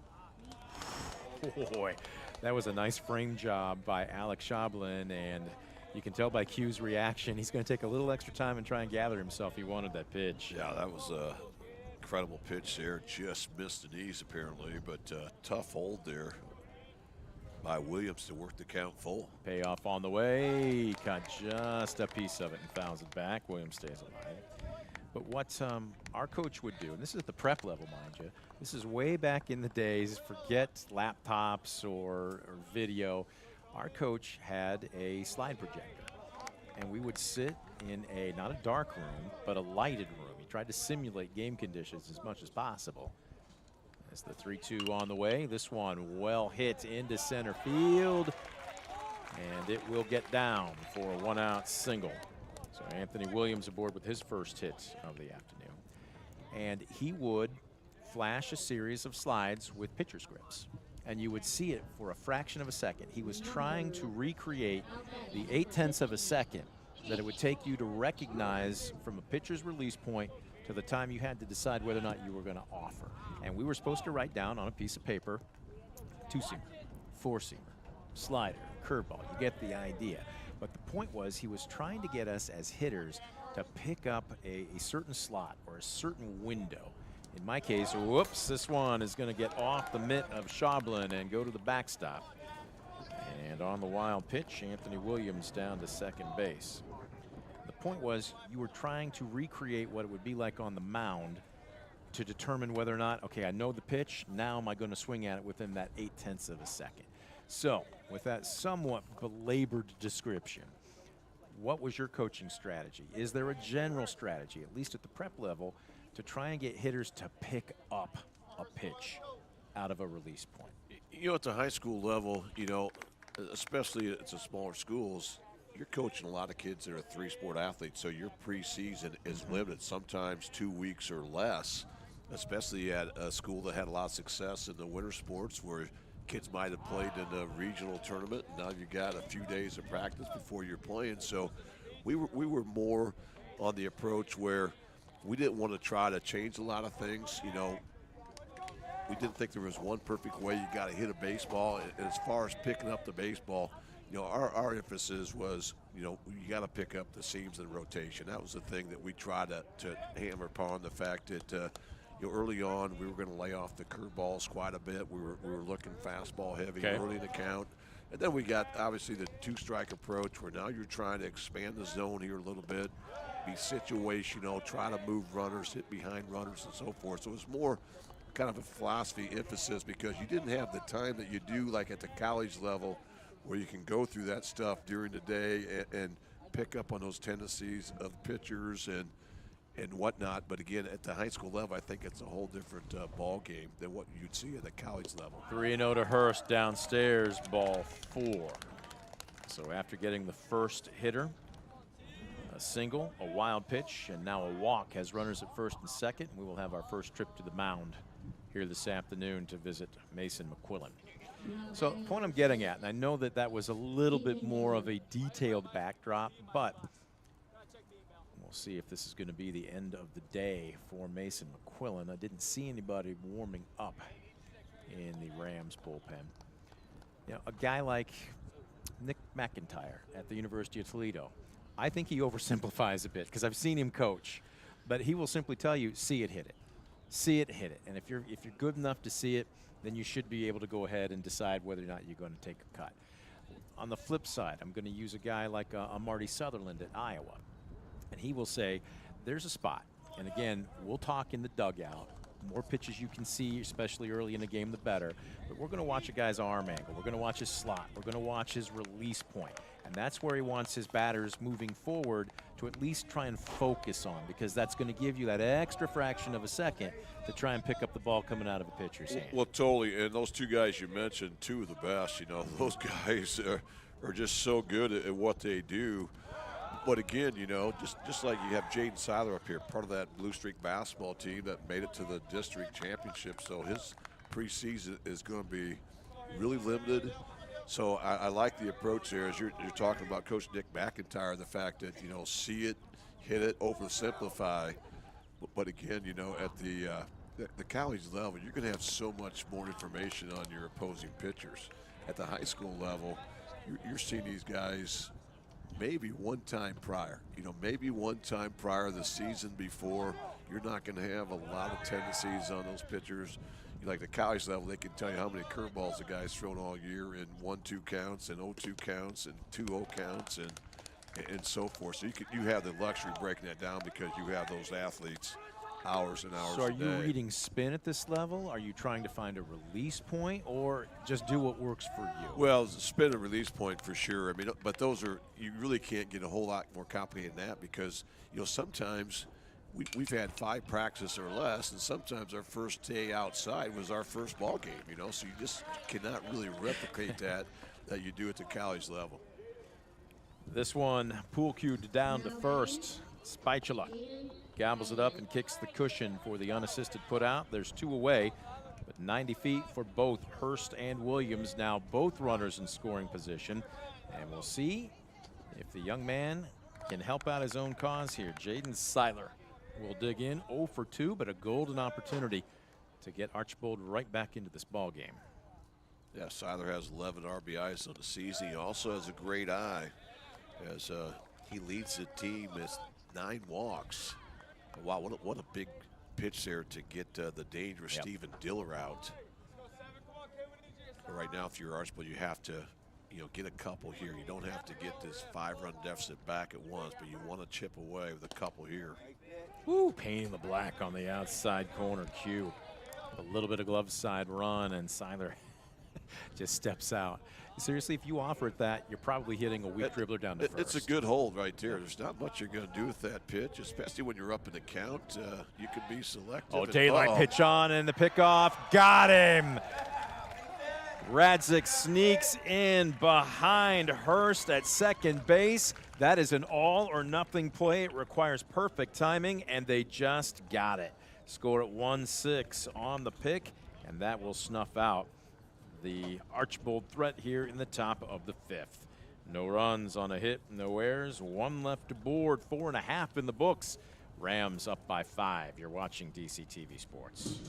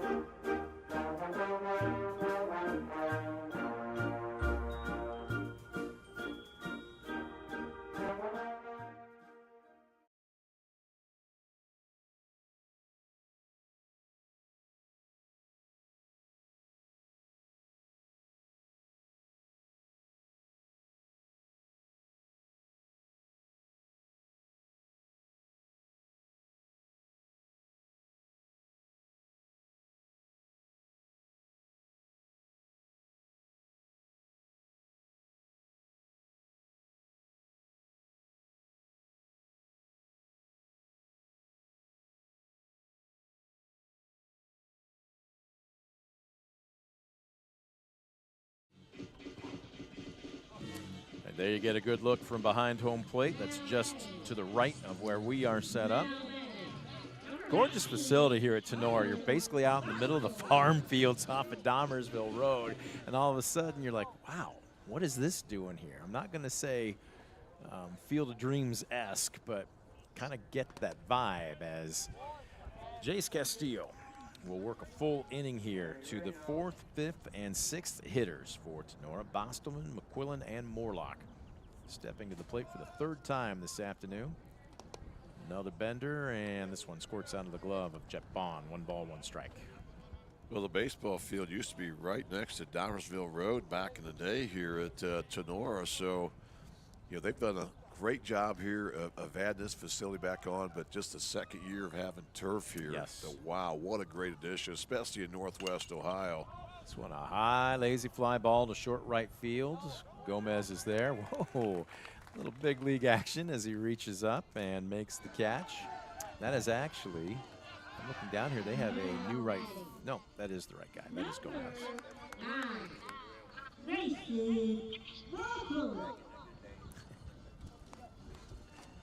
So 1 away.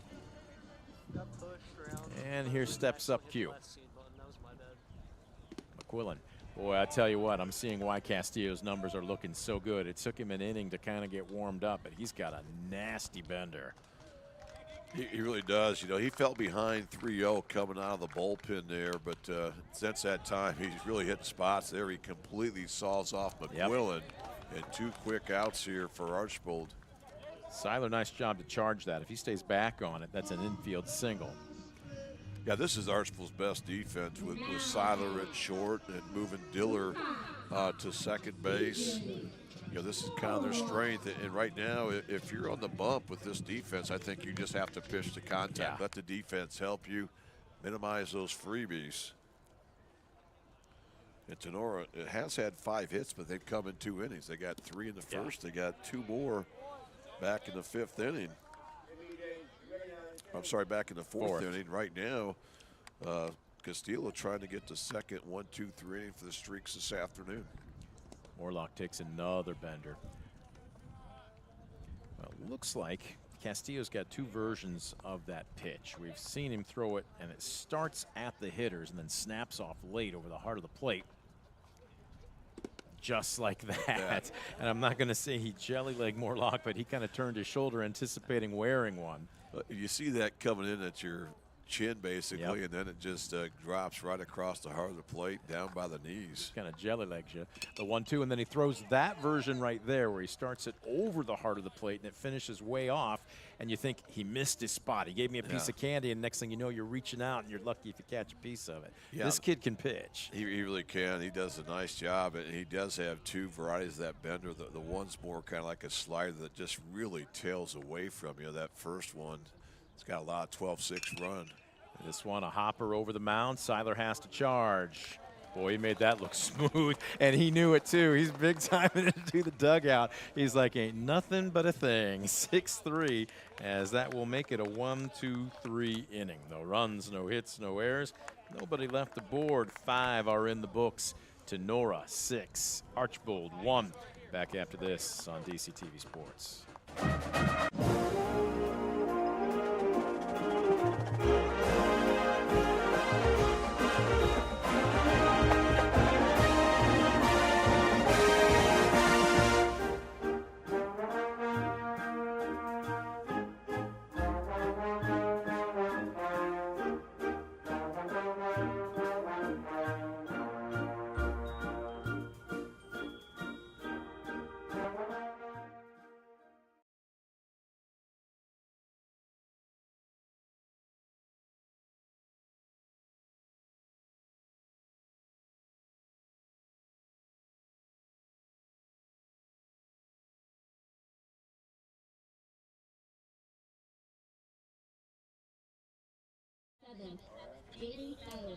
Well, we welcome you back to Tinora as we head to the 6th, starting to run out of opportunities, down to their final 6 outs as the visiting Bluestreaks trail by 5.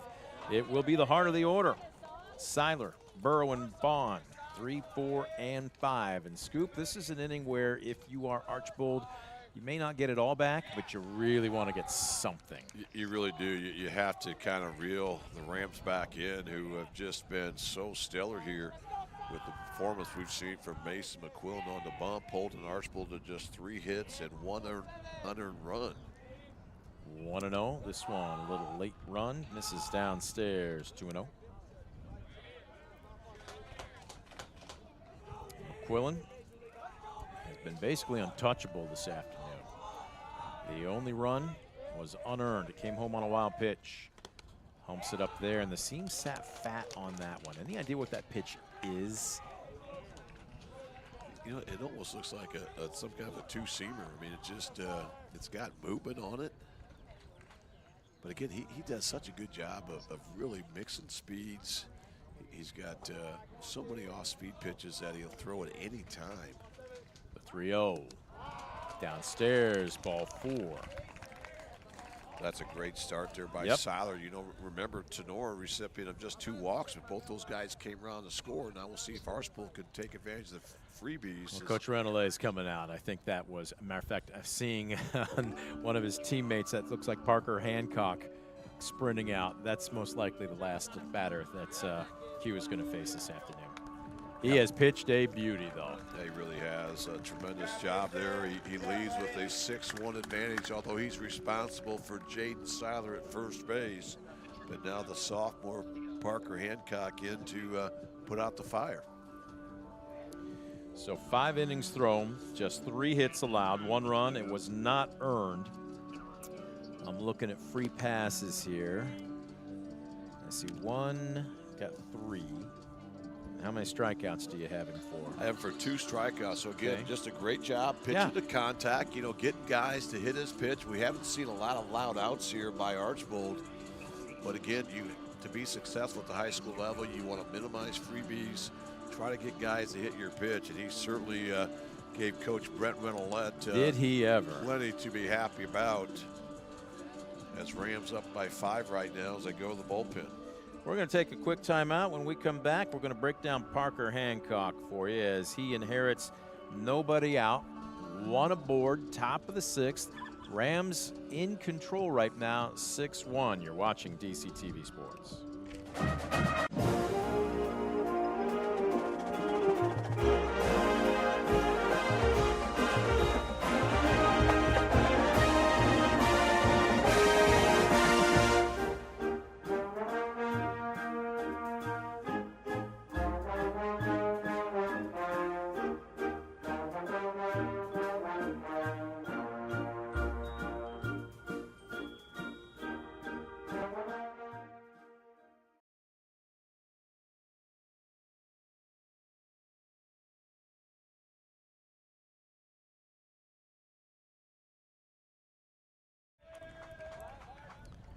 Nobody down, a runner aboard, top of the 6th. Archbold trying to get back into this one as they trail Tinora 6-1. Parker Hancock on the bump, on in relief of Mason McQuillan. McQuillan, 5 innings pitched, scattered 3 hits, allowed 1 run. It was not earned. He walked 3 while striking out 2. He is responsible for the runner at first. And I'll let you break him down here. Parker Hancock, he's got some innings under his belt, but I don't know that you'd call them heavy innings. Yeah, he's got 5 2/3 innings, has not allowed a single run all season. He's only surrendered 3 hits. And get this, 9 strikeouts, has not allowed a walk. So the 2-0 comes with a tight pitch on the inside corner to Brian Burrows, strike 1. We were watching Hancock during warm-ups, and looks like his out pitch is the slider, and it is a true slider. Yeah, he's got a good slider. We can see that right away in his warm-ups. And again, he comes in with a whip of 0.4. That'll win you a lot of ball games. But here he's falling behind Brian Burrows, who has reached twice here for the Streaks with a base hit in the 2nd, came around to score, and then he reached on an error to start things out in the 4th. Right now, just trying to keep the line moving here. Hancock, tight delivery, fastball. This is a towering fly ball to straightaway center.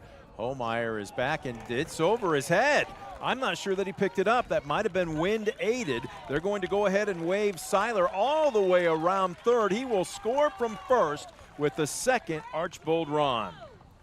Great AB that time by Burrows. He worked himself in a hitter's count, and he was sitting dead red, and he got the fastball he was looking for.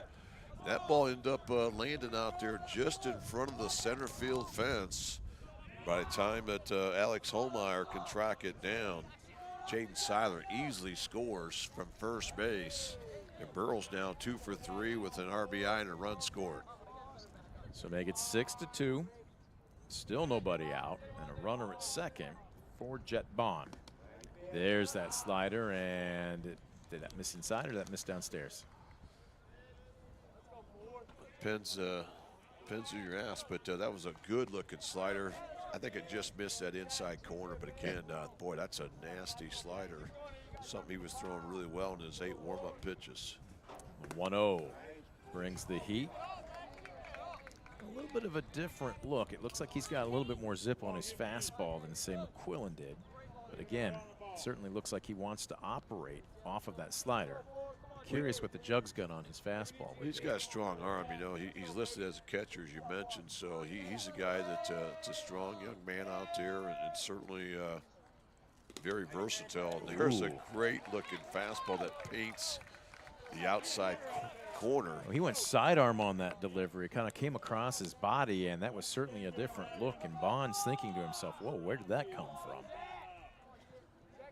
Yeah, just a nasty pitch, and now Bond right here in a hole at 1 and 2. Outside target by Schablin. Gonna see if maybe he snaps off one of those sliders. He does. Oh, that is nasty, and he did offer. He did offer strike 3. Oh, that's filthy. When he's locating that pitch, good luck, because all you can do on that is maybe try to foul it off and hope he throws a fastball in the next one. But, wow, that was a nasty-looking slider. And Hancock has his first punch-out. Still not out of the woods as Siegel digs in from the right side, and he drops down sidearm again. Scoop, this young man looks like he's, I don't want to say crafty, but that's the word that comes to mind here. Yeah, it looks like he's using that to those right-handed hitters when he's trying to go away from them. 1-0. Hancock pitches from the first base side of the rubber. Reaches back, tries to hump it up, and misses upstairs.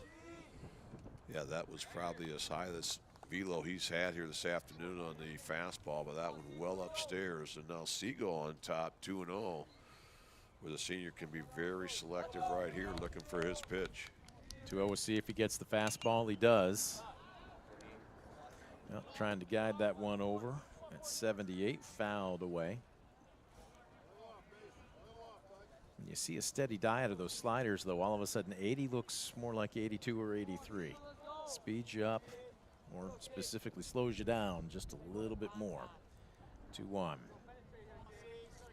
Hancock from the stretch. High and tight again, ball 3.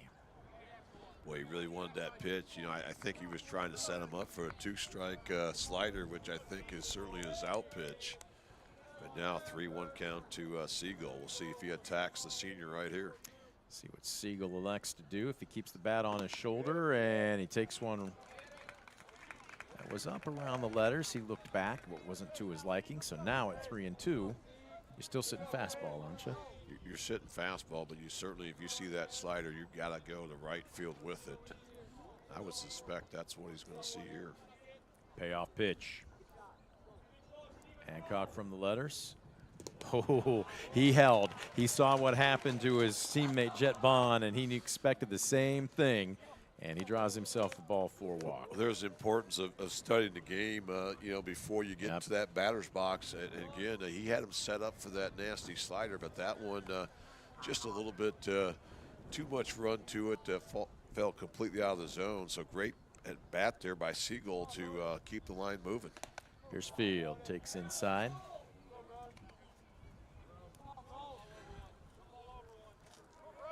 His fastball, at least right now, looks to be elevated a bit, Scoop. Yeah, and when you're throwing, you know, upper 70s, hit 80 mile an hour, I think you can get away with that at the high school level. And there's a good one there right on the outside edge, belt high. It looks like he's Again, when he's spotting it, not trying to hump it up too much, but throwing it accurately. He's going to be upper 70s, maybe top out around 80. Again, just a sophomore, though, too. The 1-1.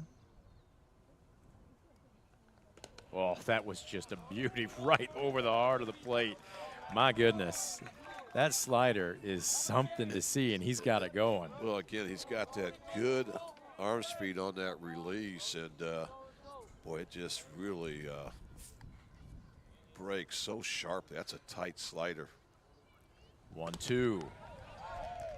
Outside corner, and there it is. Ripped the phone book. That's strike 3, and Piercefield knew it. He pitched him off that time. I'm thinking if you are Piercefield, you're thinking another one of those sliders, and all of a sudden he humps it up and paints the black on the outside corner. Yeah, what a great pitch. He started right at the corner. It looked like Piercefield was expecting that ball to run away from, but that ball just hugged that corner. Great sequence there by Hancock. So the music starts in the middle of a pitch to Josiah Gomez as he takes for ball 1. And I know Josiah Gomez enough to know that was not his walk-up song. No. The 1-0. Hancock will bluff the throw over. Well, he came on, inheriting a runner. The leadoff man, Jaden Seiler, walked, surrendering a double to Burrows, striking out Baum, walking Signal, striking out Piercefield. Trying to finish it off. Fastball, and Gomez couldn't lay off of it, but he couldn't catch up to it. Strike 1. Yeah, there's that elevated fastball. I think you can really get away with that if you can keep that competitive right at the top of the strike zone. Just a tough pitch to catch up to. The 1-1. Boy, right down central. A good-looking pitch again there by Hancock. This would be huge for Tinora if they can really minimize things here in the 6th inning. You're more than happy to give up the 1 run when you're coming into the 6th with a 5-run lead and just not allow Bluestreaks to get that crooked number here. Gomez asking for time. He is granted it as he steps back in. The 1-2. Hancock. High, tight delivery, fouled straight back. There's a reason I did not park in the front row outside the field here. Yeah, I made sure I was plenty clear away as enough. I've had a rough time with vehicles this week. Yes, you have. Well, this is just a beautiful facility. Looking at the infield turf just kind of glistening in the sun. Everything is turfed too. Sometimes you might see home plate or even the mound in home plate dirt. Everything here is turfed. Well, it just speaks quality, volumes of the program they have here at Tinora. And Archbold has a great field as well, and certainly speaks to their tradition. 1-2. It looked like he might have pulled a string. I'm not sure if that was a straight change, maybe a 3/4 fastball, but he got Gomez out in front, and that will do it for the Bluestreaks here in the top of the 6th. They do pick up 1 run on 1 hit. No errors, 2 left aboard. We'll head to the bottom of the frame. Still have a competitive game here at Grube Field. Rams 6, Bluestreaks 2. You're watching DCTV Sports.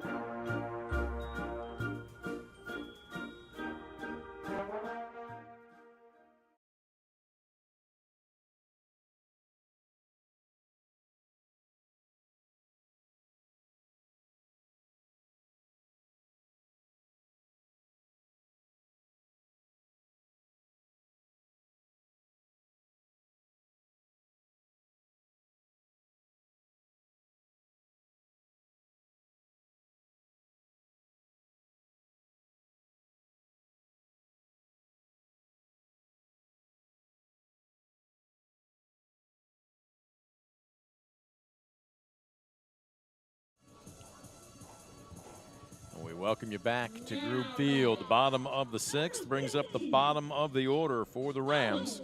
Brent Balbinot alongside Scoop Miller. Owen Farrell will lead it off. Adam Spicula standing in the on-deck circle. And Trenton DeLarber in the hole. Bluestreaks picked up a run on the top of the frame. The only other time they scored in this game, Tinora countered with some of their own in the bottom of the frame as Farrell. Looking at an 0-1 count, he is 1 for 1. He wore one in the first and then singled and scored in the fourth. Yeah, he's had a nice day out of the 7 spot, and again coming in with just 5 ABs on the season, going 2 for 4 with a walk. Now he's in a hole 0-2 to Castillo, who's really dealing here. That slider, just so tough to read.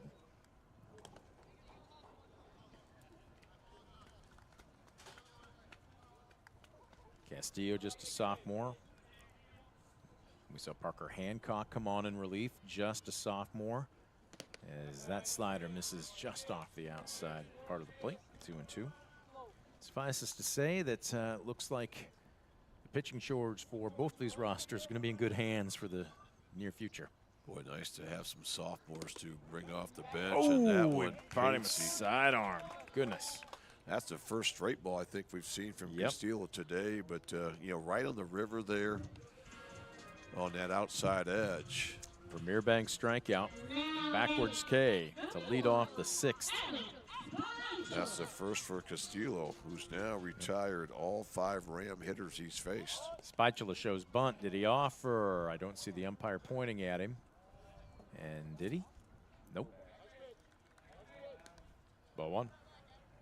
Spatula laid down a sacrifice in the 4th. Grounded out to the pitcher to end the 1st.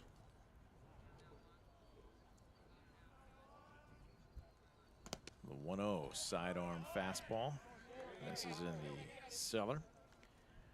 Asked Coach Runaway when we were talking with him just before infield, said, who's your most vocal player? And without missing a beat, he said, oh, that's got to be Adam Spatula. Now, the guys had just come in. I don't think Coach wanted to elaborate anymore. My question was, is he a leader or is he just vocal? 3-0, and he's taken all the way right down central, strike 1. I think that's the second fastball we've seen from Castillo, and that one right down the chute. This one misses low. Spatula, tremendous basketball player. As a matter of fact, he was the one. I know, Scoop, you should have been on the headset with me that night, but he drained a 3-pointer with just a couple of seconds left at Ayersville to win a huge game for him. He came up and did post game, and let's just say the young man has some charisma about him.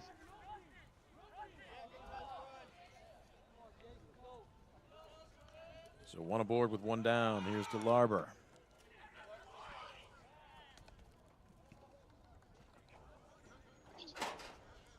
Both these teams had their games washed out last night. They are desperately trying to find open dates where they can do some makeups. I'm not sure that everybody's, ooh, is this pitch inside? Snap throw down to first. Spatula gets back just in time. Boy, that was a cannon by Bond. A great job. The pitch with the run to it carried him right to the first base side. He came up gunning. That was a close play. The Rams fortunate to get back in time. 1-0. DeLarber 0 for 1 with a walk and a run scored. Bender, he laces this one right back up the middle and into center field. Uh-oh, and the ball is misplayed by Hurst. This one's going to roll a ways. They're going to go ahead and wave Spatula around third. He will slide for style points as he comes up and high-fives Aiden Mosier. And the run they gave up in the top of the frame, they get right back. Credit to Rams. They just continue to grind out at bats, and Archbold unable to get that shutdown inning. But boy, that was a well-struck ball that time by DeLarber. He dipped the barrel of the bat down. I want to say he just kind of golfed that ball into center field. Very quick bat. Nice compact swing. Runner at second base. Aiden Mosier will dig in. Looking for his first hit. Snap throw down to second, and on one hop, Seiler puts the tag down, not in time.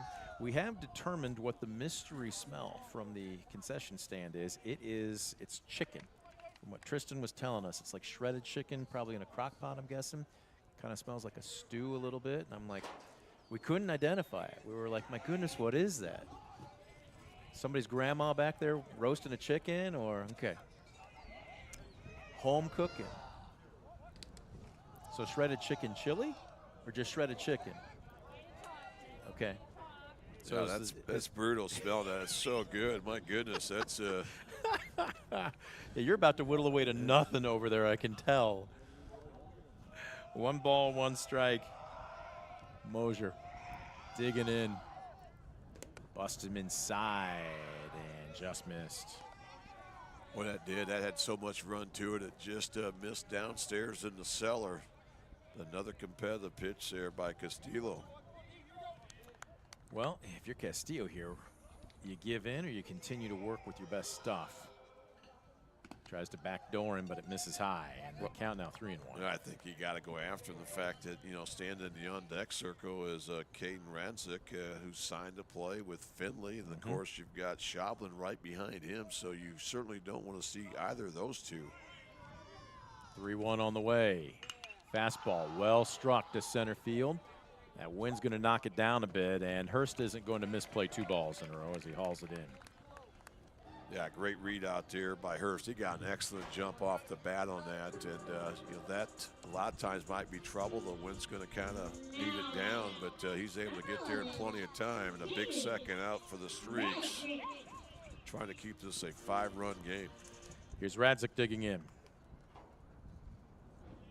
Doubled, brought home a couple of RBI back in the 4th. Sacrifice fly for his 3rd RBI back in the 2nd, and then he walked and scored the first run of the ball game in the 1st. That's being productive. And that time, Radzik completely jelly-legged there by Castillo, who threw that slider right at him, but then it broke right across the heart of the plate for strike 1. 0-1. Does it again and nibbles on the inside corner, 0-2. Yeah, that time he doubled him up, and again, the sophomore, that's what you call pitching right there. Yep. You know, just really making it tough to figure out what the next pitch is going to be. The 0-2. Castillo comes home. Off his front foot. This is could potentially trouble, and Hurst cannot get there. He'll have to play it on a hop. DeLarber will score. It's now 8-2 to Nora. A great 2-strike approach that time from Radzik. Who saw a quality pitch. That thing was right at the edge, but a clutch 2-out, 2-strike RBI single. And now the Rams enjoying their largest lead, and once again, Tanner Wise will come out and have a little talk here with the Blue Streak infield. Well, and again at this point, you've got 2 down with a runner at first. But that was just a great piece of hitting by Radzik. Again, I don't know if he was fooled, but certainly his load was way out front. But how many times have we talked about this, Scoop? If you keep your hands back, keep them through the hitting zone, you can still do something with the baseball. Well, that's what made that such a great piece of hitting by Radzik. That's exactly what happened. He was so far out in front. But again, a lot of guys will still try to do too much with that, will end up trying to pull it, roll it over. And he just took it the other way. And he gets credit for the base knock. And he's now 2 for 3 with a walk and a run scored. Have a day there, senior Caden Radzik. So here's Shoblin digging in. Junior with a productive afternoon as well. 1 for 3 with a run scored. Takes a heavy cut. Boy, he was swinging for the downs on that pitch. Well, he was. And Shoblin, very similar to Radzik, another outstanding football player for the Rams back in the fall. Both those guys were all GMC selections. The 0-1, runner goes, throw down to second. It's there in time. Seiler makes the tag, and they got him. So Radzik is gunned down, score it 2-6, caught stealing. And that will do it for Tinora here in the bottom of the 6th, but not before they pick up a couple of big insurance runs. They come on 2 hits, 1 key error, and nobody left aboard. We'll head to the top of the 7th. Archbold needs at least 6, or this one is in the books. Rams 8, Bluestreaks 2. We'll have it for you when we come back. You're watching DCTV Sports.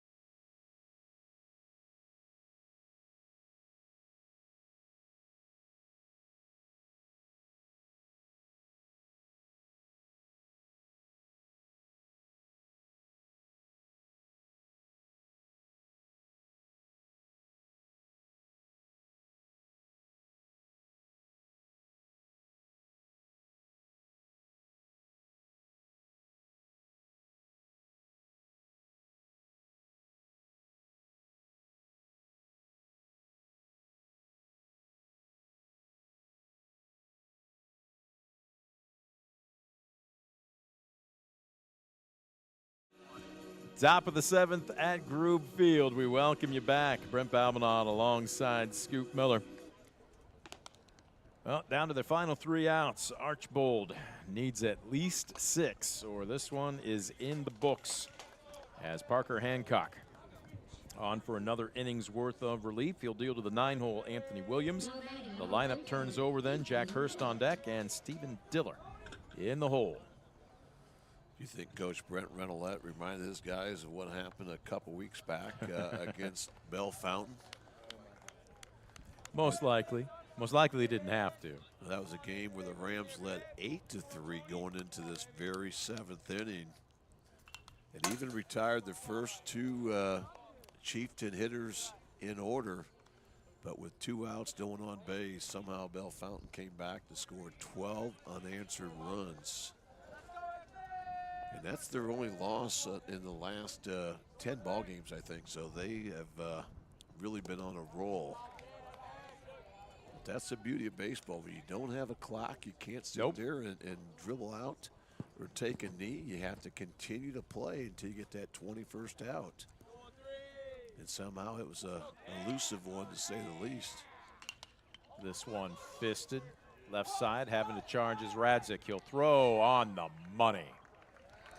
Nifty play for the first out. Yeah, that's a great play. A lot of times in high school baseball, that's going to end up being a runner on first to start things out, but a solid play there by Radzik. And now the Rams just 2 outs away as the lineup turns over for the senior, Jack Hurst. Hurst 0 for 2 with a walk.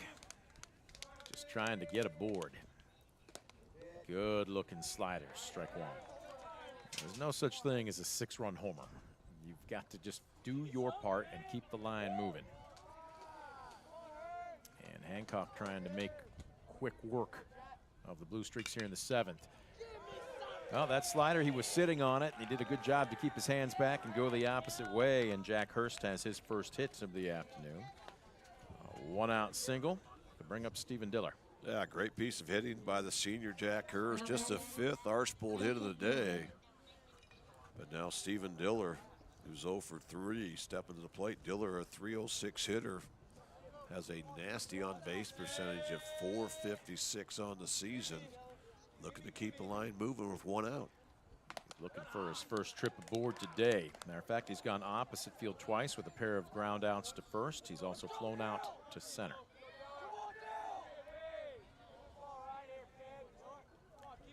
A little bit of life coming from the Archbold dugout. The 1-0. A little bit low. But with all the weather that has been, that's a good way to put it, messing with schedules over the last month, this has got to be the best afternoon for any event that we have called so far in a month and a half. As the runner goes, and my goodness, you talk about an early jump. Jack Hurst had that one stolen almost before Alex Shoblin could even get out of his crouch. That's a smart play by Hurst because, you don't, when you're down this many runs, 1 run doesn't mean a thing, but what that does, it takes the double play off. first baseman Adam Spichala was not holding him on, so he took the base there. You know, why not? It keeps you out of the double play. 3-0, a little high, a little tight, ball 4. Well, they're trying to make it interesting. After retiring the leadoff man, Anthony Williams, on a ground out to short, a single by Hurst, a walk by Diller, and we're going to have a trip to the mound. And probably a good move right here by Tinora. You know, right now you're right where you want to be. You're up 6 runs, but again, the last thing you need to do is kind of wake a sleeping giant by giving them freebies. And 2 consecutive Archbold batters have reached base, something that hasn't happened much here this afternoon. And now you have perhaps one of the top hitters in Jaden Seiler hitting .306 on the season coming in. But again, Seiler's a guy we mentioned earlier. He leads the team in walks. He picked up his 10th just an inning to go. Conversation is quick. Right now, absolutely no need to press the panic button if you are Tinora, specifically sophomore reliever Parker Hancock. But you want to be competitive here, too. You don't want all of a sudden lose your edge, kind of fall out of that zone so many times pitchers talk about. Well, yeah, when you're up 6 runs here in the 7th inning, hits aren't going to beat you. What's going to beat you is some hits combined with freebies. So you want to eliminate the freebies, make Archbold earn everything at this juncture. And there's a much welcome first pitch strike from Hancock to get on top of Jaden Seiler, 0-1. Middle infield back at double play depth, looking over at Bostelman. Maybe even a step in with the bag at third. Whoa, and this one slips out of Hancock's hand and right over the crown of the helmet for Jaden Seiler. Yeah, that was coming right into his living room there, and he ducks under it. Again, that was one of those benders that just stayed up, did not bend. The 1-1. Whoa, Hancock deals him off the helmet, and my goodness. Seiler, boy, he has had a rough afternoon after fouling one off of his instep and now taking one off the noggin. Tough kid just trots down to first, and right now the question is, with the bases loaded, I don't see any action in the Tinora bullpen, but is Parker Hancock okay? I mean, he looked like he might have been a bit more shaken up than Seiler there. Yeah, that was the same pitch. We saw the pitch before, maybe just a few inches lower, and it certainly plucked Seiler right on the noggin. But again, it keeps the line moving, still just 1 out. And Burrows up, who's 2 for 3, has reached base all 3 times. There he lays off a high fastball, and Burrows now on top, 1-0. Again, down by 6. The tying run right now is still in the hole. So if you are Tinora, no need to press, but you just need to, especially right now, if you're Parker Hancock, take a deep breath and reset. Yeah, just keep that tying run in the hole. Right now, you're happy to exchange it out for a run. This one well struck into right center field. Holmeyer going back, and he cannot get there. We'll roll all the way to the wall. This might empty the bases. Hurst is home. Diller is home. Hot on his heels is Seiler, and standing up into second base, Brian Burrows with his 3rd hit of the afternoon. And we've got ourselves a brand new ball game at 8-5. Again, a great job by Brian Burrows. We've seen him hit with power all season long, and that time he goes to that right center field gap. You know, that was a double off the bat, and that allowed a great jump off of first base there by Jaden Seiler, who comes around to score standing up. So the base is clearing double there by Burrows, and he tacks on 3 RBIs, and now that tying run in the on-deck circle. Yep. Here's Jet Bond. Takes a first pitch sidearm fastball for a strike. A good job by Hancock flushing. Again, it's not the hits that are beat you. It's going to be those freebies. So attack the zone, get these hitters in negative counts. A good first pitch strike there by the sophomore. Bond 1 for 3 with a single. This one misses just above the letters. That's a good hold. You know, you're still trying to find ways to keep the line moving. So you could not help Hancock out in this scenario. This is the first time he's really had to face some adversity here this afternoon. The 1-1. Good looking slider, but a nice hold by Bond, and it's 2-1. Yeah, tremendous hold. You know, that's a pitch you might have success with when you're up 0-2, but when it's 1-1, you can be a little bit more selective if you're Bond, and now he's worked himself into a hitter's count at 2-1. On the way, in and out of the mitts of Schablin. It's ball 3. All right, so here's my question then. If the tying run does come to the plate, do you expect to see a pitching change, or do you see what the young sophomore is made of? Well, I expect to see a change if it's a freebie here. The fact that right now he's already issued a walk, a hit batsman. Now he's got into a 3-ball count here to Jet Bond. You know, Bond most likely to be taken here. In fact, he's not the tying run. He's swinging away. This is a high fly ball deep to left field. Mosier going back. Up his glove. He had it and lost it. Rounding third. Burrows will score. Trading places with him. Bond at second. It's now 8-6. Oh, what a swing that time by Bond. He was sitting dead red there. And again, when you get in those hitters count there, you can look for one pitch in one spot. He got it, and that will spend the end of the day there for Parker Hancock. He's now given up 4 runs here in this 7th inning, and that tying run now at the plate. And again, that's a tough road to hoe. And I'm looking at Mosier out in left field, and he just kind of had his head buried in his hands. I know nobody feels worse on this field right now than the left fielder, but as it stands, the tying run will come to the plate. The question is, who will be dealing to Mason Siegel?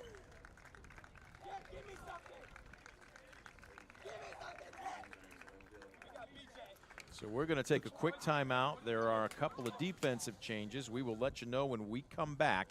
8-6 our score. Still only 1 out, but now with a 4 spot on the board, Archbold brings the tying run to the plate. You're watching DCTV Sports.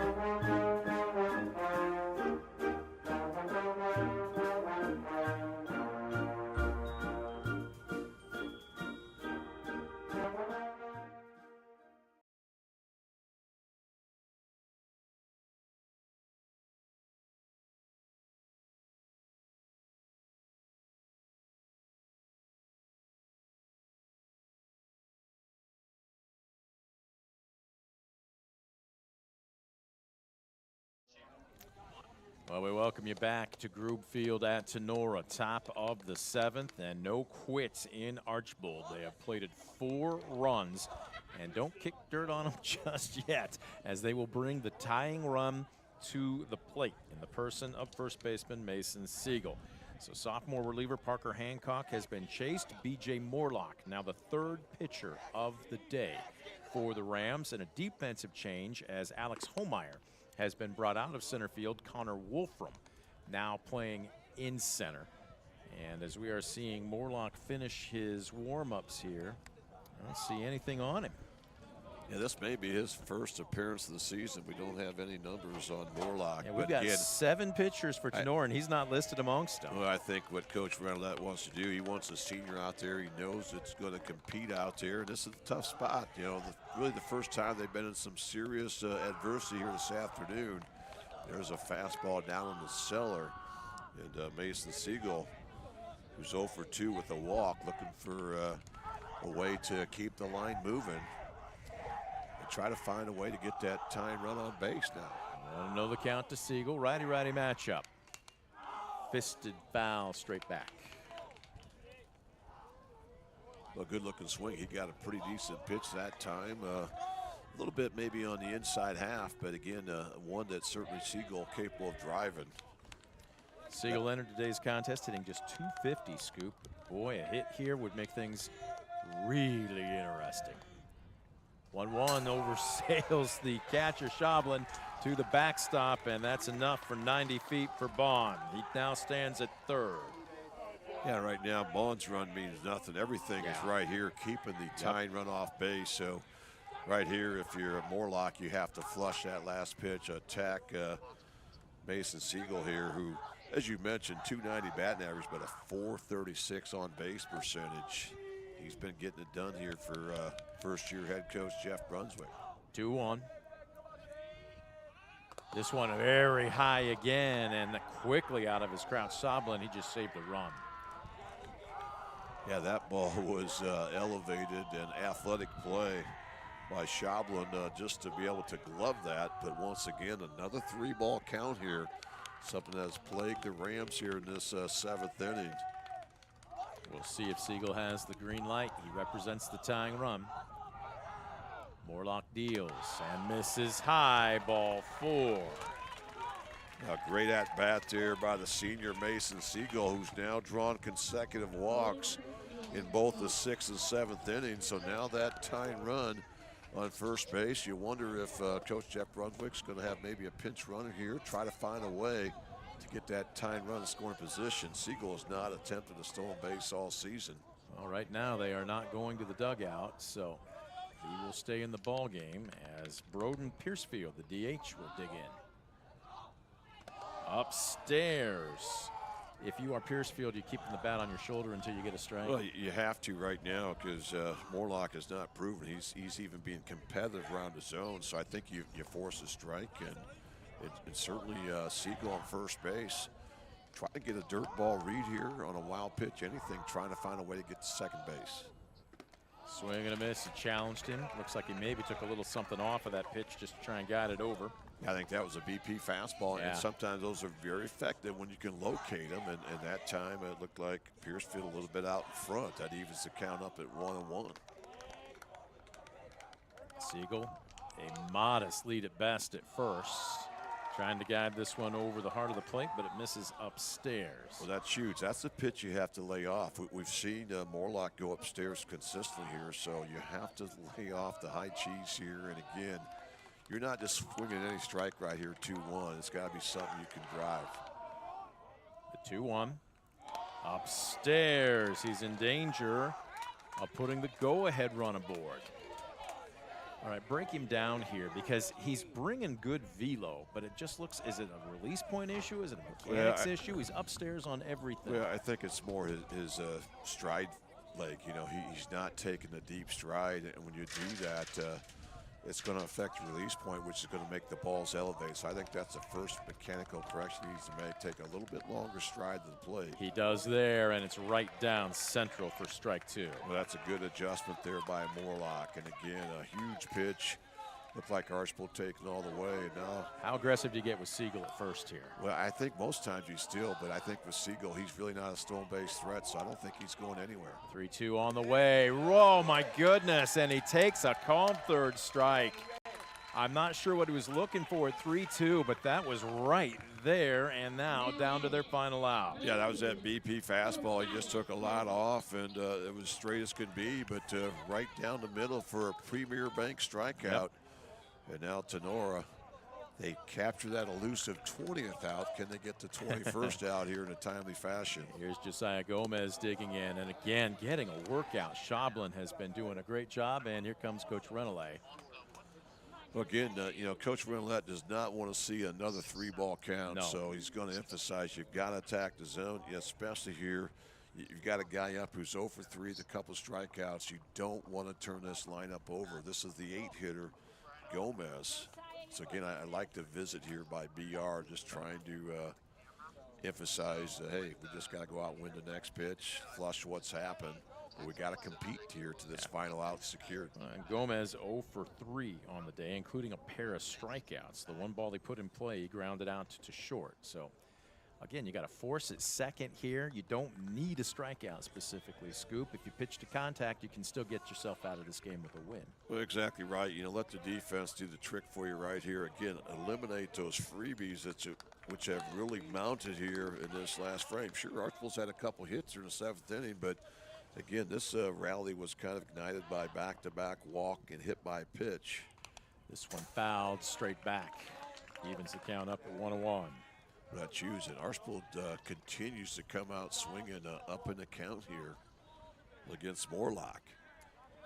Now they were down 8-2 coming into the top of the 7th. They have put up a 4 spot. The tying run is aboard, but they're down to their final out. This one chopped foul, make it down to their final strike. A great adjustment again by Morlock. And again, what I like about what he's doing here, Brent, he's not trying to overthrow now. He's really just kind of relaxing, trying to hit the glove and trying to get Archbold to swing the bat. And as you mentioned, Archbold down to their final strike. 1-2. Morlock, deep breath, trying to slow the game down. Deals. This one well struck, deep to left field. Mosier going back. It's over his head into the wall. 1 run is home. Are they going to wave Siegel around third? They're going to hold him up. Oh my goodness. Josiah Gomez didn't miss, giving Archbold the lead by much as that ball fell at the base of the fence. He's now standing at second. The tying run is at third. The go-ahead run is at second. And here comes Coach Renolette again. Well, that had to feel awfully good if you're Josiah Gomez, who was over until that swing right there. And he just absolutely barreled that up, got it on the sweet spot, and turned that baseball around. And again, Siegel's just not one of those blazing runners, so a lot of guys are going to score from first on that. Coach Brunswick, I thought, made the right decision holding him up at third base. I won't say what it looked like, but it was almost like the running of the Bulls with Mason Siegel taking the stop sign at third there. I mean, he almost left an indentation up the third base line, putting those cleats into that turf and coming to a full, quick stop. He did. He pumped on the brakes in a hurry there, and he had a lot of momentum going. He was thinking, I've got to get to home plate. Coach Brunswick saw the throw came in. I mean, Coach Brunswick did what he had to do. He was sending them all the way, but once he saw the throw was on target to the cutoff man, he put up the late stop sign. And I enjoyed that as well, watching Siegel put on the brakes. But he represents a tying run as the Rams once again go to the bullpen. Oh, this is Radzik. Caden Radzik vacating his shortstop position. Again, trying to get that elusive last out. And I'm sure, not going too far out on a flimsy limb here to say this is not what the Tinora coaching staff wanted to do. Still with more games left to go this week, but you got to pick up the win here.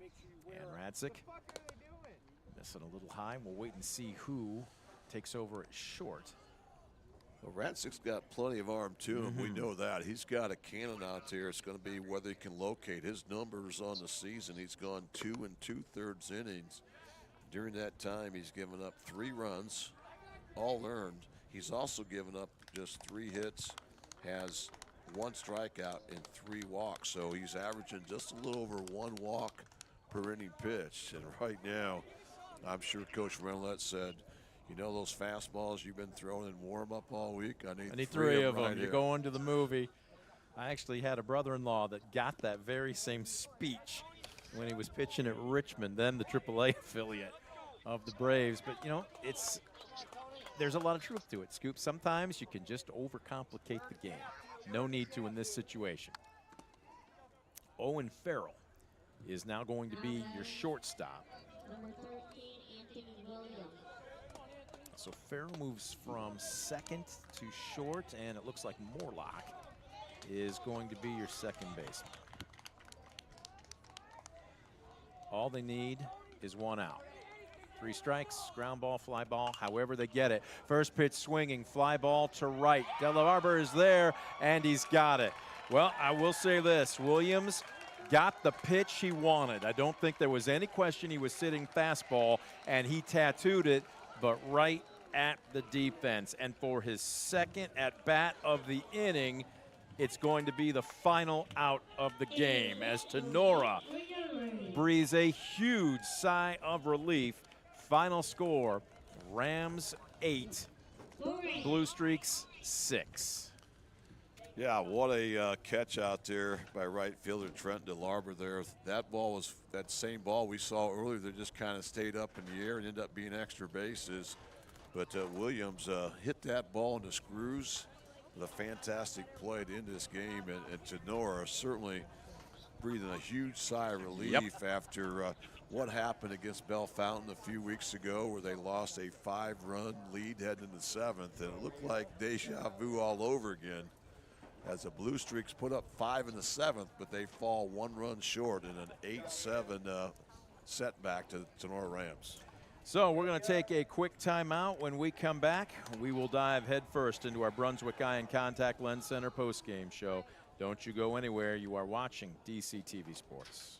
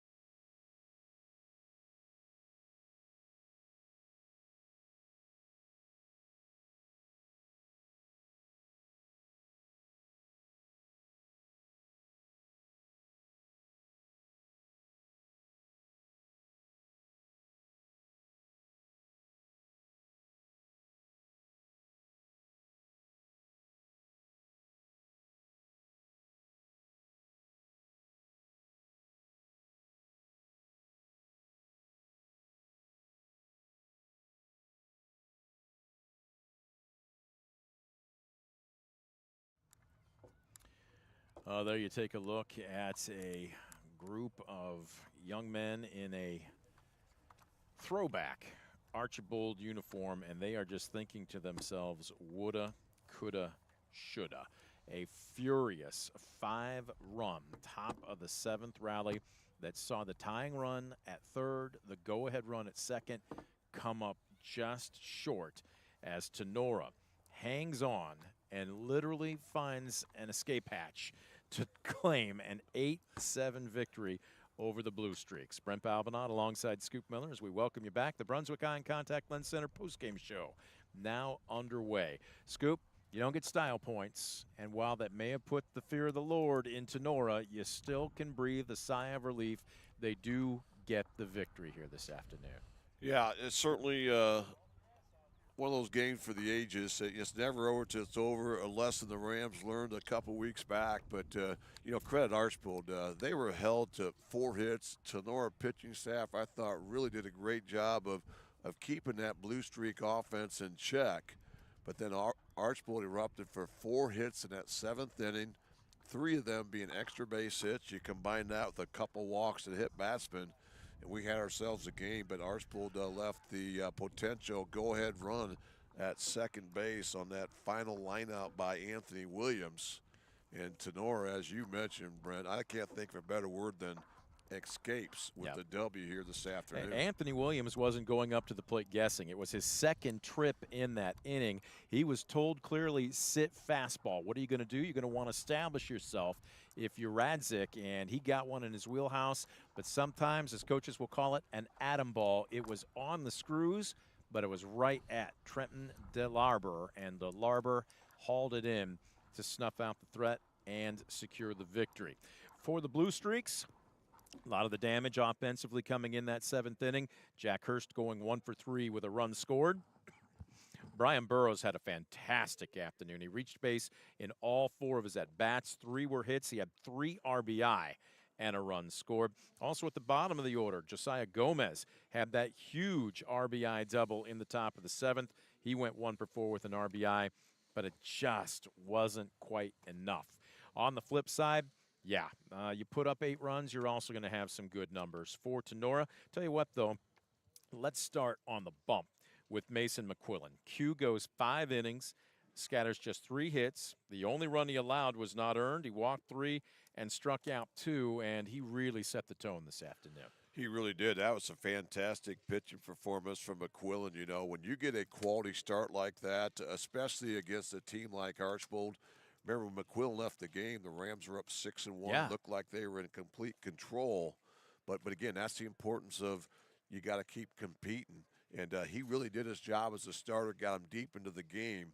But again, like a lot of great teams do, Archbold came battling back. And again, they tried to get that potential tying run to the plate. They had to put on the brakes after a great relay in from left field by Aiden Mosier.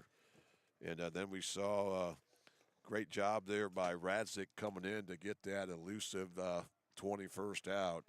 And the Rams pick up their 12th win of the season here this afternoon. Offensively for the Rams, Caden Radzik with a good afternoon at the plate, going 2 for 3 with a couple of RBI. And then you're just going to see balance throughout the rest of this lineup. Schoblin going 1 for 3 with a run scored. Bostelman 1 for 3 with a couple of RBI and and a run scored. I'm sorry here. It's been a long afternoon. I'm trying to read my own chicken scratch. Q, Mason McQuillan went 1 for 3. Owen Farrell 1 for 3 with a run scored. How about the bottom of the order? Trenton DeLarber going 1 for 2 with a run scored. I mean, everybody contributed offensively here this afternoon. They really did. You know, the 8 and 9 hitters had some quality at bats. They each drew a walk. We had a nice sack bunt out of the 8 spot. We had a base hit, run scored out of the 9 spot. So I thought Tinora was a little bit more opportunistic than the Bluestreaks were. When you look at the line score, you know, Archbold actually out-hit Tinora 8-7. Archbold left 8 guys on base. Tinora just left 3 runners on base, so they took advantage of some situations. Were able to get some clutch situational hitting opportunities. They got a couple clutch 2-out hits, and you know, really in baseball, those little things always end up big, and I think that was the case here tonight.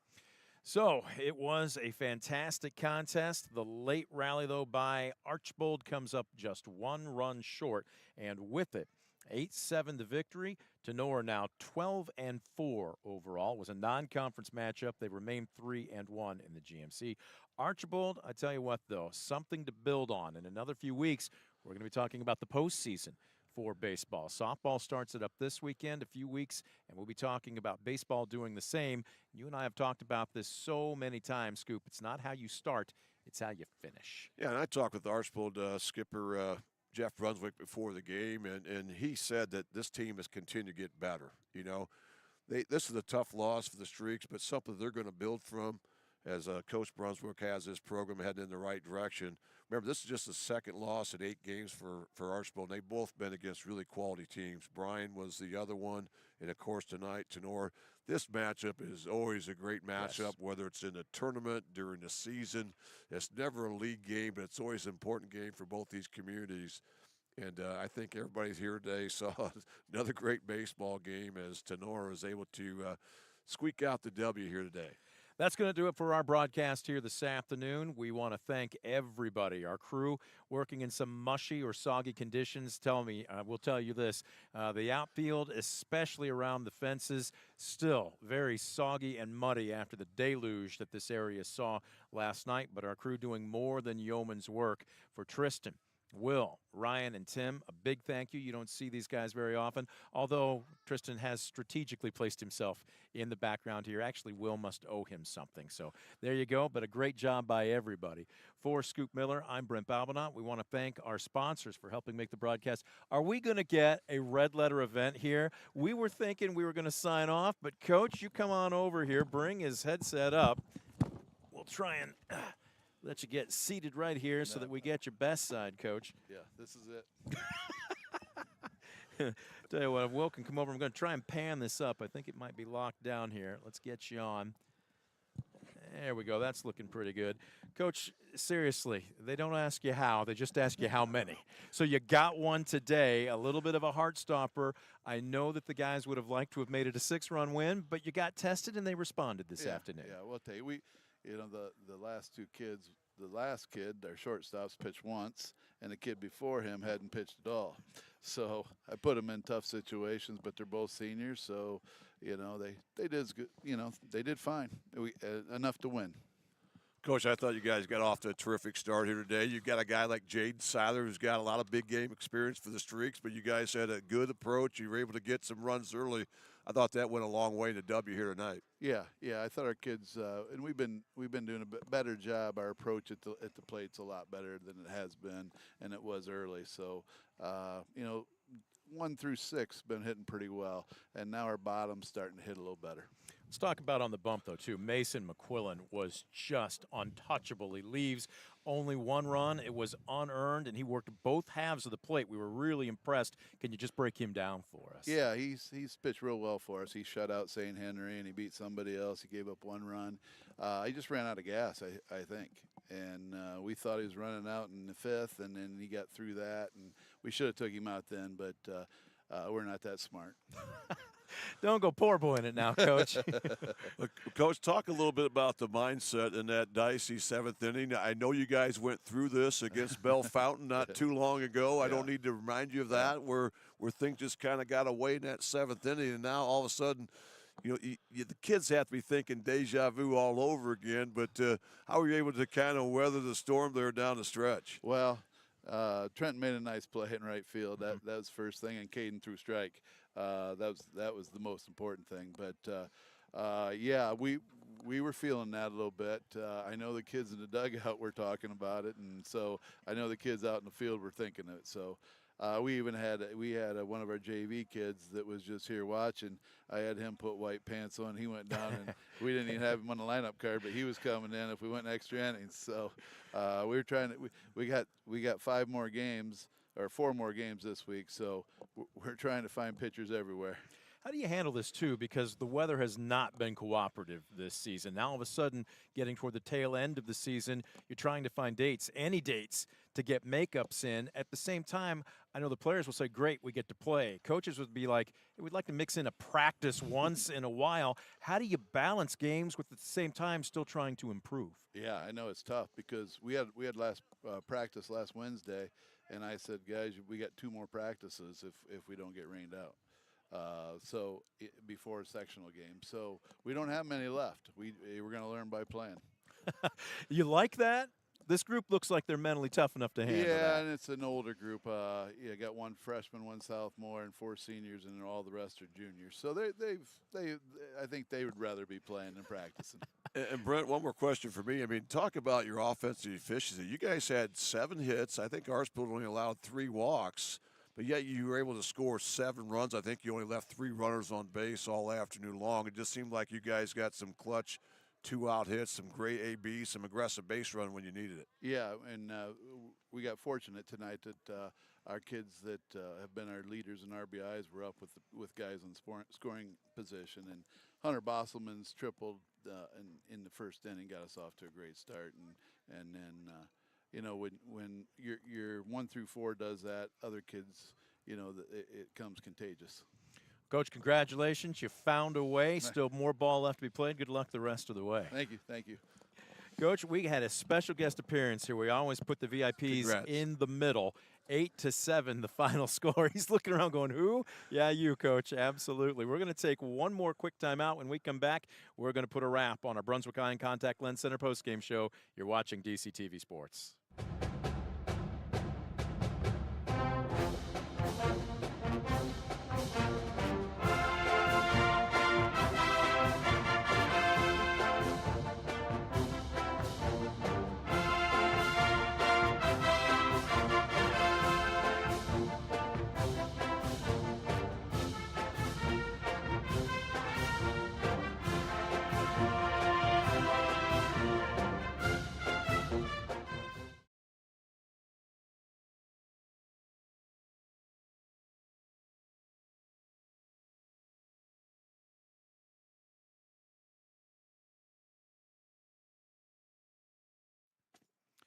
We welcome you back, Brent Balbinot, alongside Scoop Miller. We're putting a wrap on the Brunswick Eye and Contact Lens Center postgame show. A 5-run top of the 7th rally by Archbold comes up just shy as Tinora hangs on. It was a white-knuckle ride at Group Field, but the final score, 8 runs on 8 hits, 2 errors for the Rams, 7 runs on 8 hits, 2 errors for the Bluestreaks. Scoop, we still have more to come. Now, our next broadcast is going to be on Thursday. In about 48 hours, we're going to have our only track meet of the season over at Defiance. And then back on the field as Defiance will welcome Bryan, weather permitting, on Friday. So we are going to have still a very busy week on DCTV. Well, it's going to be a great rest of the week. They have the Palmer Relays that have gone on for so long, one of the best track meets year after year. And then you have, of course, the Bryan Defiance rivalry that gets renewed here at Defiance on Friday, so you don't want to miss those. We had another great baseball game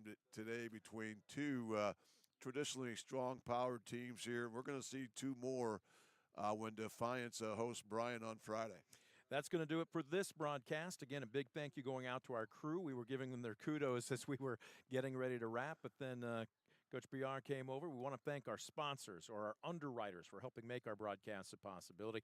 Folks, if you enjoy our coverage of area high school sports, please patronize those businesses. Walk through those doors, speak with your wallet, and also tell them how much you appreciate their support of what we do here. Big thank you to you, the fan, for tuning in as well. For Scoop Miller, I'm Brent Balbinot. Final score at Group Field, Tinora 8, Archbold 7. You've been watching DCTV Sports.